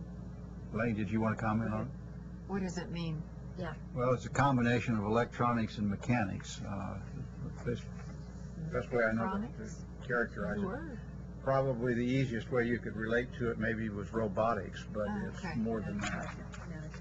I was just going to ask on these, I know we're going through the preliminary authority, but at one time we did want to really emphasize and make sure that in the evaluation of these programs, they had a plan and some sort of measurement and accountability on recruitment and retention of underrepresented groups. Is that a checkoff box? That will be something when we have the actual proposals. This is simply a nod to say that it's appropriate for these institutions to begin their planning. But do they know what she's referring Yes. to? Oh, yes. They do know. Okay. It would be interesting to see how they're doing on other programs similar within that maybe same college or Point. to see if they can tell us they're going to do all this, but let's see Are how they they're really already doing it in other areas as a measure to see if we allow them to go forward. Dr. Alford's here, but I'm pretty sure that that's a part of the review that will do before this comes to you officially in April. Yeah, we even look at that for preliminary authority, and in this particular case, they have a fairly good track record for bachelor's programs, but we have some questions about the master's program that's being recommended by the institution, and right now we're backing away from the master's program and saying prove yourself in the bachelor's area and then come back to us later with a master's degree. Now, is that in regards to the actual academic side, or is that in the recruitment and retention of underrepresented groups? Well, this is right now for the preliminary authority end of the process. When they have the proposal for the actual degree, we look at the kinds of issues that you're talking about. But when it comes before the board, I think it'd be helpful to note what they're doing in the other programs with regards to this, so that we can see if this plan is credible that they put in. Sure, we can certainly do that. And Dr. Alford had another one of these workshops here not too long ago where the people who are interested in new degree programs were here reviewing exactly these kinds of criteria. So I think it's pretty widely understood, but we'll make sure that we've got the data for you. Moving on through these, the doctoral level practice degree in physical therapy, you're going to see more of those, and also you'll be seeing more doctoral level practice degrees in nursing. So just that's a part of what's happening in the health professions. Now, the Pan Am clinical psychology, I assume that's a PhD, correct? That is Do they correct. have any PhD programs at Pan Am? They do. They have 2 PhD programs, one in it's an EDD, in Educational Administration, and the other is International Business. So they have a PhD in International Business. In actual degree programs, you see on your paper the wind science and engineering, and that one will not be ready this time. So It won't be. So that's not going to So be. it's coming off. that one will come off. That's why they're not here today. I wondered why they weren't here today. Okay. And then the 2 rule changes are minor modifications, expedites and things. Okay, so number 7 is preliminary. That's why number F2 is big letters. It's coming to us. Is that correct? That's correct. Okay, it's ready to get the big If the stuff. site visit has been done, that one looks good. I don't anticipate any problems at all in that I one. was trying to decide why they were in different places, and it just hit me. Any other questions or comments about the agenda, which, as Joe stated, is preliminary? That's- A living document. What are we going to be doing on H that's different than what we're doing now? Amendments? Roger, Did you want to address comment that? about H on the preliminary authority rule change? We have 2 areas that are being added on the rule change. One is based upon the GIAC's recommendation. We're changing a word to discipline in one of the earlier areas when we look at potential doctoral programs. And the last change is to say for practicing doctorates, that is DPT, Doctor of Nursing Practice, that kind of doctorate, we want institutions to show us a plan for accreditation if there is an accrediting body for that particular degree. So both of those, So it's substantive. yes. both of those were recommended by the GIAC. We thought it was a good idea, and so those are the rule changes. Will it go into effect as soon as we do it in April? I mean, think the rule. midstream on some of these, or? I think we have a comment period that's part of the rule change. Right. So it will go into It's just effect. first read. Right. It will go into effect the next board meeting. I apologize to Roger and to you. I realize I did not introduce Dr. Alford is the director of our Department of Academic Affairs, Instruction and Academic Affairs. Dr. Couch over at the other table is the director of our standards division or departments. And you met Linda Donald-Smith earlier. She's a third department heads. Old hand, Linda. Not old. Not old as in, I mean, long time hand. Dr. Hackerman. Long time hand here. We've got old in perspective. We don't even use the word old, do we, Linda, anymore? Okay. Anything else on that? I think that's it, unless you have other questions. Okay, any other questions about the upcoming agenda? And our last item is discussion of staff activities and projects. See? Did I leave something out? We skipped C. Oh, I'm sorry, we did. Oh, I'm yeah, sorry. we were going to go back. I'm sorry, Reinhold. My apologies. We were going to go back. Reinhold's going to give us a quick report on item C, since it's Technology Workforce Development Grant Program. right out of the big conference he's just had this week.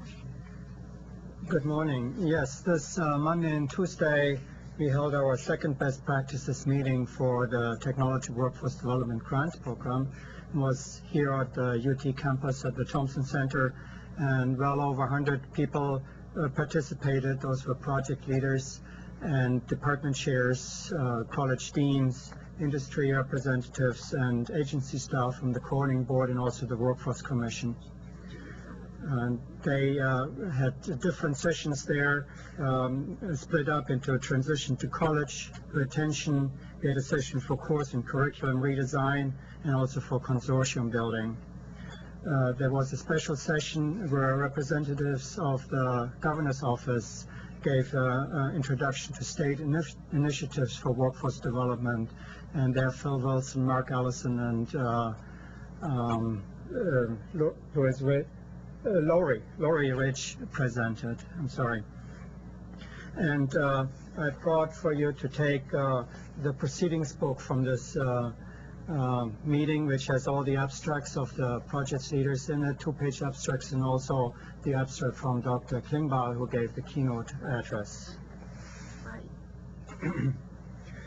During those 2 days, we also held, and the evening before, we held concurrently our third program review for technology workforce development.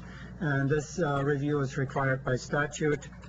The review team, and the names are on that slide, were Dr. Caroline Wardle, Dr. Eileen Collins, and Dr. Alfred Reich. Dr. Wardle is research professor for computer sciences at George Washington University in Washington, D.C., and also visiting professor at Queen Mary's University in London. She has many years of experience with a senior science advisor for NSF, and her recent interests are workforce issues, women in IT, and also ethics and science and engineering. Dr. Collins is fellow at the Center for Women Who Work at Rutgers University. She also has NSF experience, and she at one time was acting assistant director with the Office of Science and Technology Policy at the Executive Office of the President. She is an economist. Dr. Reich is manager here in town at Freescale Semiconductor. He previously was a senior fellow with Motorola and had also positions with Lockheed Martin and McDonnell Douglas. He brings industry perspective to this review committee. The team will produce a short report, which we will then send forward to the board meeting in April. And these slides, which you see here, are the team's slide by which they briefed the advisory committee of TTAC Tuesday afternoon.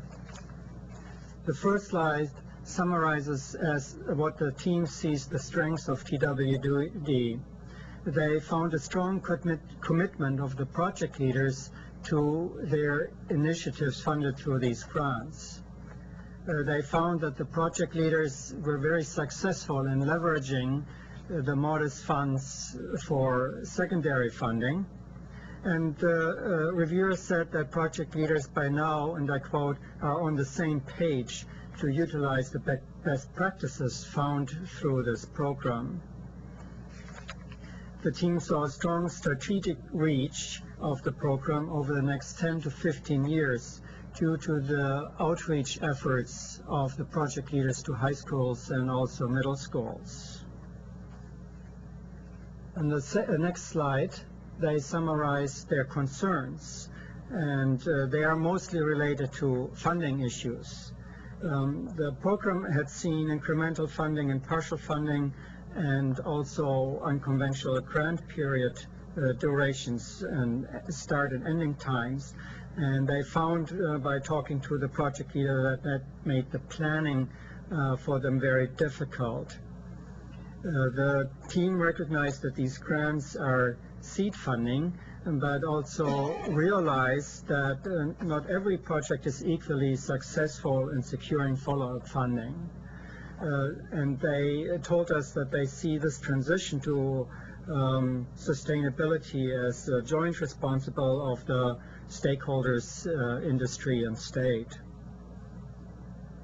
And finally, they are concerned about the bureaucracy imposed, and the bureaucracy mainly stems from the complicating funding structures of these different parts, and which forces the project leaders almost to become accountants to some degree. At the third slide, you see the summary of the team's recommendation, and the main recommendation is to continue with the positive things which are going on. This includes providing continuous state and industry funding, and this includes for the project leaders to keep up with the promising strategies such as peer teaching, curriculum redesign, and also outreach to high schools and middle schools. And the program also should continue to encourage innovation and collaboration. And here they mean by breadth of collaboration, university to university collaboration, and by depth, the collaboration down to high schools and middle schools. And that is the end of their recommendation. They're working right now on writing it up. Very good. Elaine, you should love that. Well, yeah, it's great. I was just about to perhaps mention that in talking to and looking at strategies, as we look through these program areas and improved program areas, and we ask them for measures of accountability of recruitment and retention, if we ask them to, if they're using any of these models, as a query, because there's a lot of great things going on. They seem isolated, and although we're sharing best practices at the high level, it'd be nice to see that they're actually using them as they're moving through. So I don't know if that's something we can think about. Well, we're certainly getting pretty good distribution of these best practices, and these are the things that we would expect that will get used next year. The room was laughing when the chair of the UT Computer Science Department mentioned that one of his strategies was stolen from Texas A&M. It'd be nice to see them in play. I mean, actually in work instead of on a theoretical paper. It's a great idea. Well, these are practices. To see what's actually used, like in next year's programs after they're able to take specifically these as back. we're looking at that. I mean, I don't know.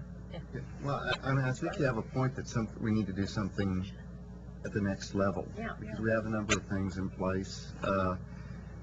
The right state professor you see is in here. I think that part of what Joe is planning to do with that faculty member can in fact be the beginning point for looking at other practices that need to be implemented, and how in fact to, number one, interest more people in going into these fields, but keep them in it once they get to the institution. So,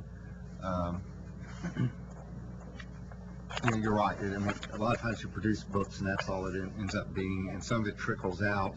And how can we make sure it's a little bit more of a flood than a trickle? And I know that, our staff would be glad for that to happen, because they put a lot of efforts in on this, just on this. But don't read the book as the primary product. I really think the product was the consortium's conference on Monday, and the participation of the people that were there observing and taking these things home.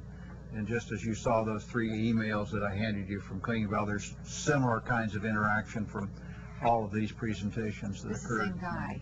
Was it yours and this one too? He keynoted for this conference. But he was up in North, wherever you went 2 weeks ago. Right. I was only there briefly, mainly to talk to the individual from my state. But I thought you can go to a lot of meetings and there doesn't seem to be as much enthusiasm as there was amongst these folks, because they were really actively talking about, as I would walk by the meeting in the hallway, they were talking about these things. They weren't talking about how's your dog, and the fact that they're getting feedback immediately. And each of these people is essentially, in some ways at least, an instructional leader on their own campus. Absolutely. And those folks can make a difference. But I think we can see what we can do to follow up. And I think you mentioned some programs go back to middle school. Are there any that go further deeper into the pipeline? No, as far as I know, not. The program, the legislation specifics that this money goes to four-year institutions. And so there always has been some outreach component. But the new cycle we have, the Department of Labor Funds specifies that the age group should be 14 to 21-year-old. So we see now more efforts reaching to the high schools and middle schools. But as far as I know, is no activity. It's not easy, I think, for professors at the university, as one of them pointed out, to speak the language which they need to speak to get the students from the high school and middle schools. And I know of one case where a professor from University of Houston Clear Lake actually taught at the high school for one semester just to learn what is necessary to know how to give them help with their curriculum and how to help them to transition to community college or college. On one end, we're saying, our youngsters are learning much faster in different ways, and we're much more advanced. But yet, on the other, we're saying that some of our technologists are afraid to talk to the little ones because they might not understand. I think that's a bad assumption. That's a very bad assumption. Yeah. And the big thing they learned or initiate is that they take the undergraduate students and have them go to the high schools and talk to their peers, because they're much closer and they understand what their problems are, and at the same time it teaches them to have some self-assurance of what they're doing. I think it's a shame it stops at 14. I wish there was something we could do about that. Oh, middle school's younger than that. Well, I thought he said middle school. They were going to middle school. Didn't I hear you say that? Yeah, if you are going, but mostly it's high school. Middle school for a while. As Rhino said, you made the comment about bureaucracy. The bureaucracy that comes with the federal funds limits what he can do. And I understand. That's why I wish there was something we could do about that. One of the challenges is to find the funds to do these other things, and then to find the staffing to do it. For the brave professors to go down there. Linda, did you want to add something? Yes, you were concerned about whether or not best practices were being propagated. This was the second year. And during that first conference, we had an institution, University of Texas Pan Am, report that their best practice for retaining students was to ensure that these students had jobs on campus and were not pulled off to work in fast food restaurants and things like that. There was a lot of pressure for their students to get jobs. The scholarship wasn't good enough. The family still wanted to see that that person was able to get a job. And so what they did was they used their grant program for work study and found that if the students were even just clerks in the departmental office, they became very much ingrained in the college culture. They learned all of the faculty. This finding was very much of interest to the National Science Foundation. They sent a representative to that first best practices meeting. It was at Southern Methodist University. And this year, it seems to have come full circle. We had a representative from the governor's office reporting that best practice finding back to the whole group. So it is being spread. And I guess my point was, what in our evaluation of their plans for recruitment and retention, it'd be nice for them to say, one thing we're going to use, number one, is the work study initiative, you know, and just delineate the practices they're going to use in order to meet their numbers. And, you know, the issue about work study applies to across disciplines, actually, at colleges and universities, and part of the package that the board took to the legislature was to increase the dollars available for work study, and so far additional dollars have been put into that for this very reason. It's interesting. Out of penny. Okay. We will move on to item 6, which is a discussion of activities and projects. And we'll make this brief because Nancy has been No, I over thought it that very was it. quickly. No, I'm fine. Lots of time. Well, I know She that just packed her stuff up. I thought she was Well, out I the door. missed number 6. No, I'm sorry. Sorry. No, Greg, I'm do still we here. not need to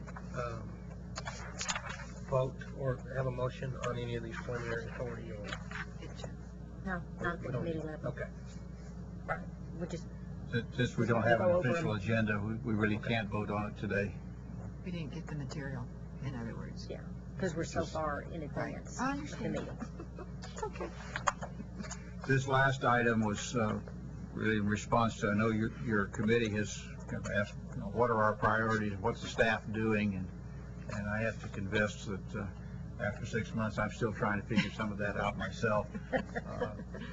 But I am working on a plan, and I'll work closely with your chair and with the folks on either side of me to develop that plan. But I thought I'd give you a little sense of the activities that the staff is currently engaged in, just so that you can have some sense of the challenges we're going to face in prioritizing and sorting all of this out. So I asked our administrative tech, Cheryl Rossville, to pull together a little data for me.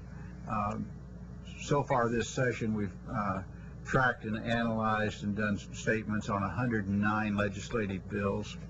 That's with our staff of 30 folks. We've got 26 non-substantial degree proposals in hand and 29 what we call substantive ones. These are the ones that really take serious analysis before we bring recommendations to you, or we talk the institutions into withdrawing them.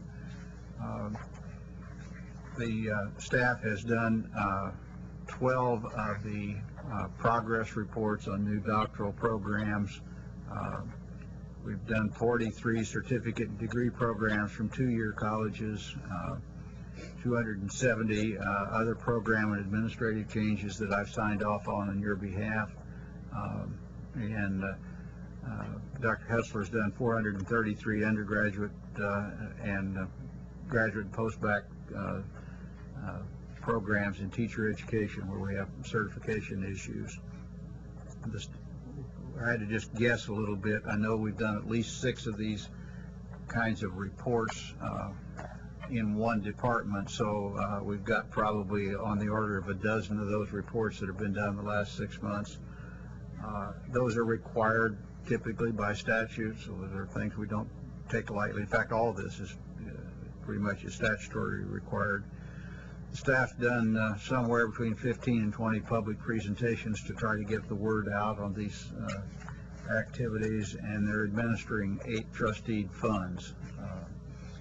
And so when we try to juggle all of this and sort it out and say, you know, what's priority, what do we do to strengthen undergraduate education, what do we do to strengthen research, What do we do to strengthen graduate programs? What do we do to ensure that our standards are met?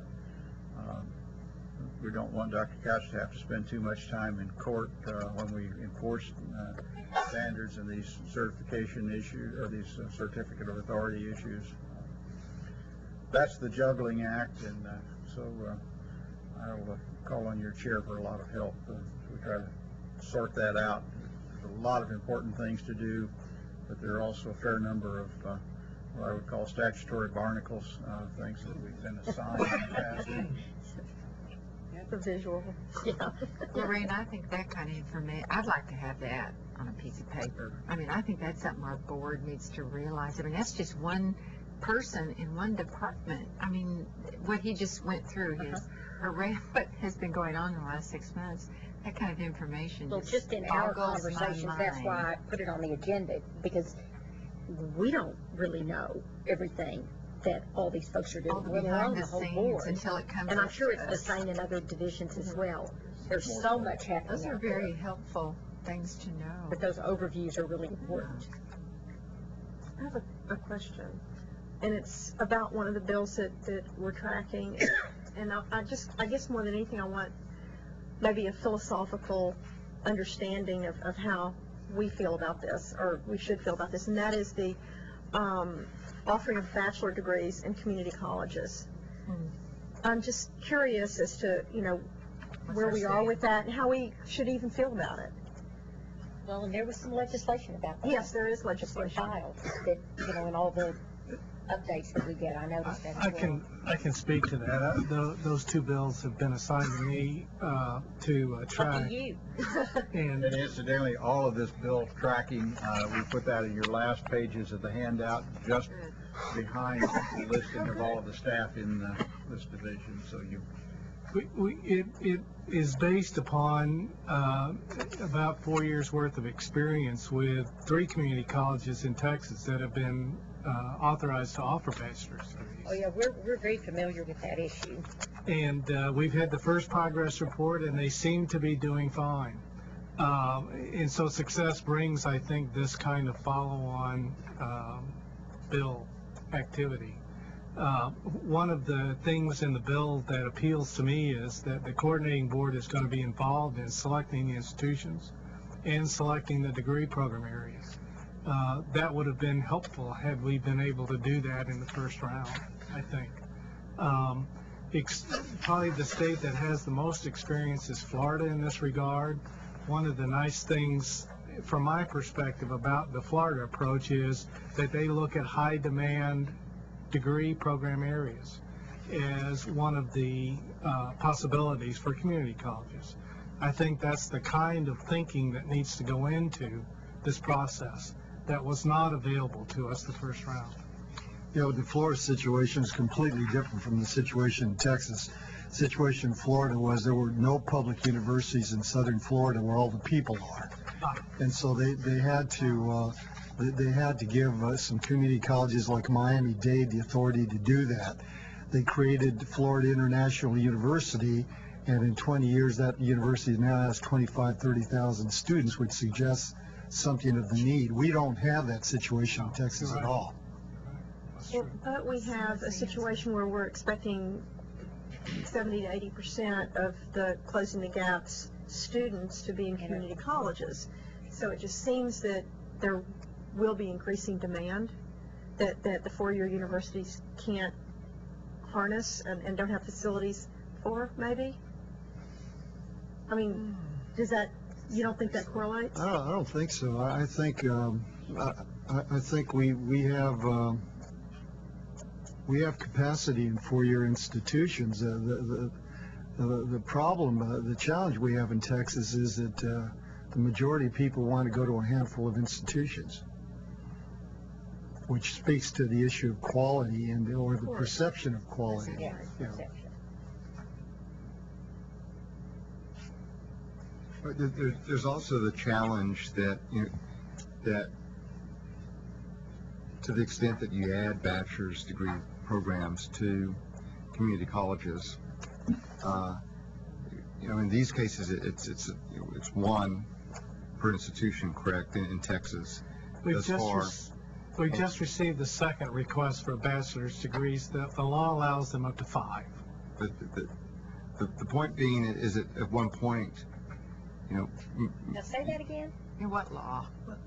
The statute that created the pilot project for the 3 community colleges, and in the bill that is being considered now, some of that same language is That there. up to 5 universities? No, or degree 5 programs. degree programs Per within? institution. Within Okay. those 3 pilots?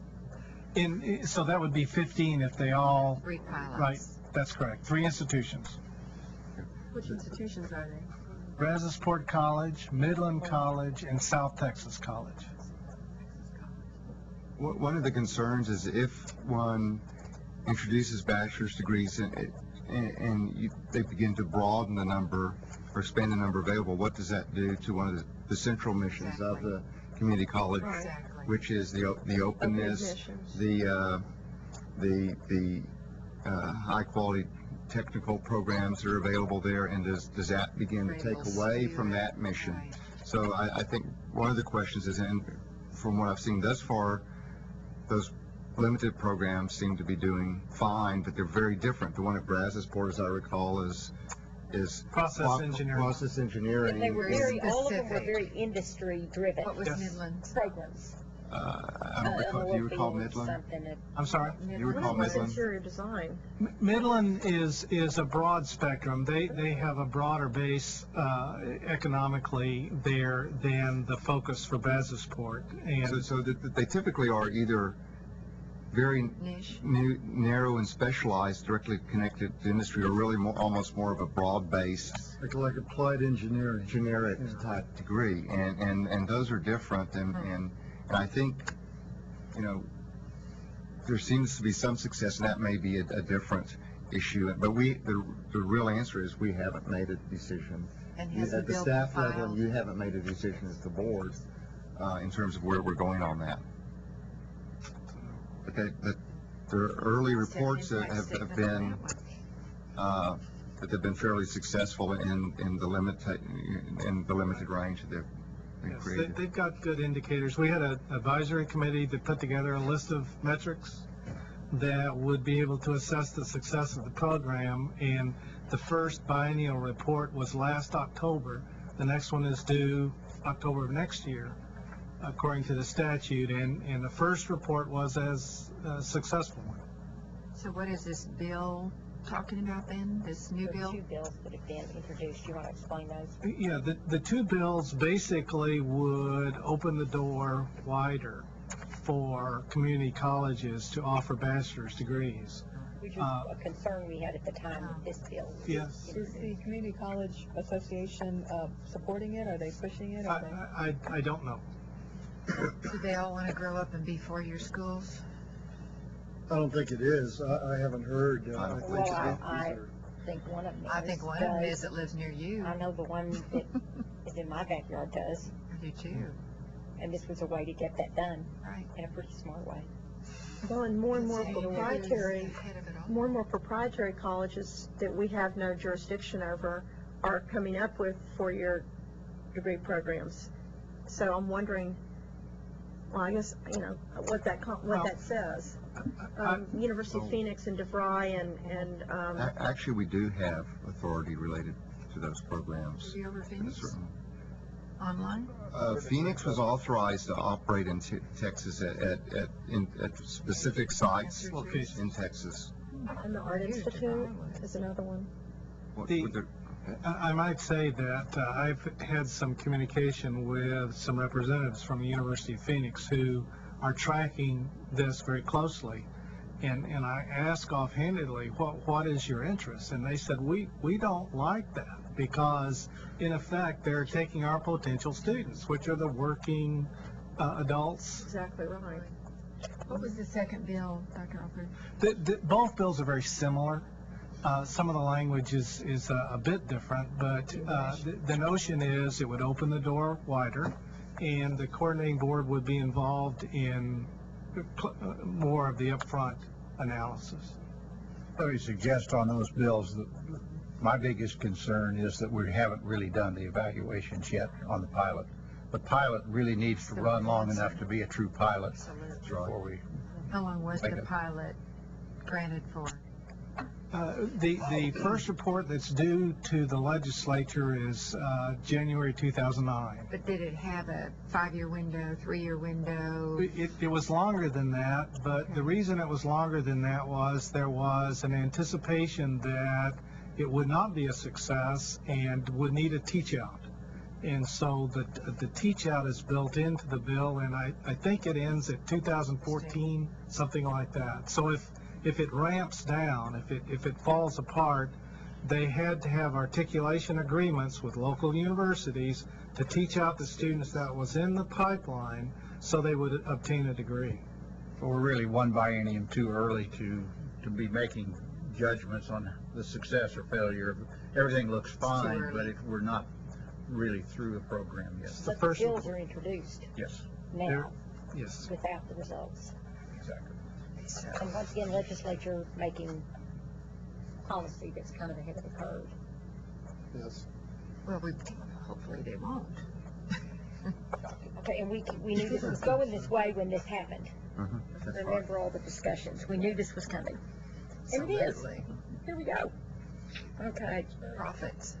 Any other questions or comments about staff, current activities or projects? Or anything else y'all want to just chat about before we conclude today? Covered a lot. Yeah, we have covered a lot. And expeditiously. Absolutely. 24 minutes. Hey, for us, that's a record. Jerry'd be proud of you. I know. He would, wouldn't he? Commissioner, do you have anything to add? No, not at all. I will entertain Well a done. motion to adjourn. So moved. Moved by Elaine, seconded by Paul. All in Say favor? bye. Aye. Opposed? Motion carries. We're out of here. Thank you very much for attending. Thank you. And everybody online.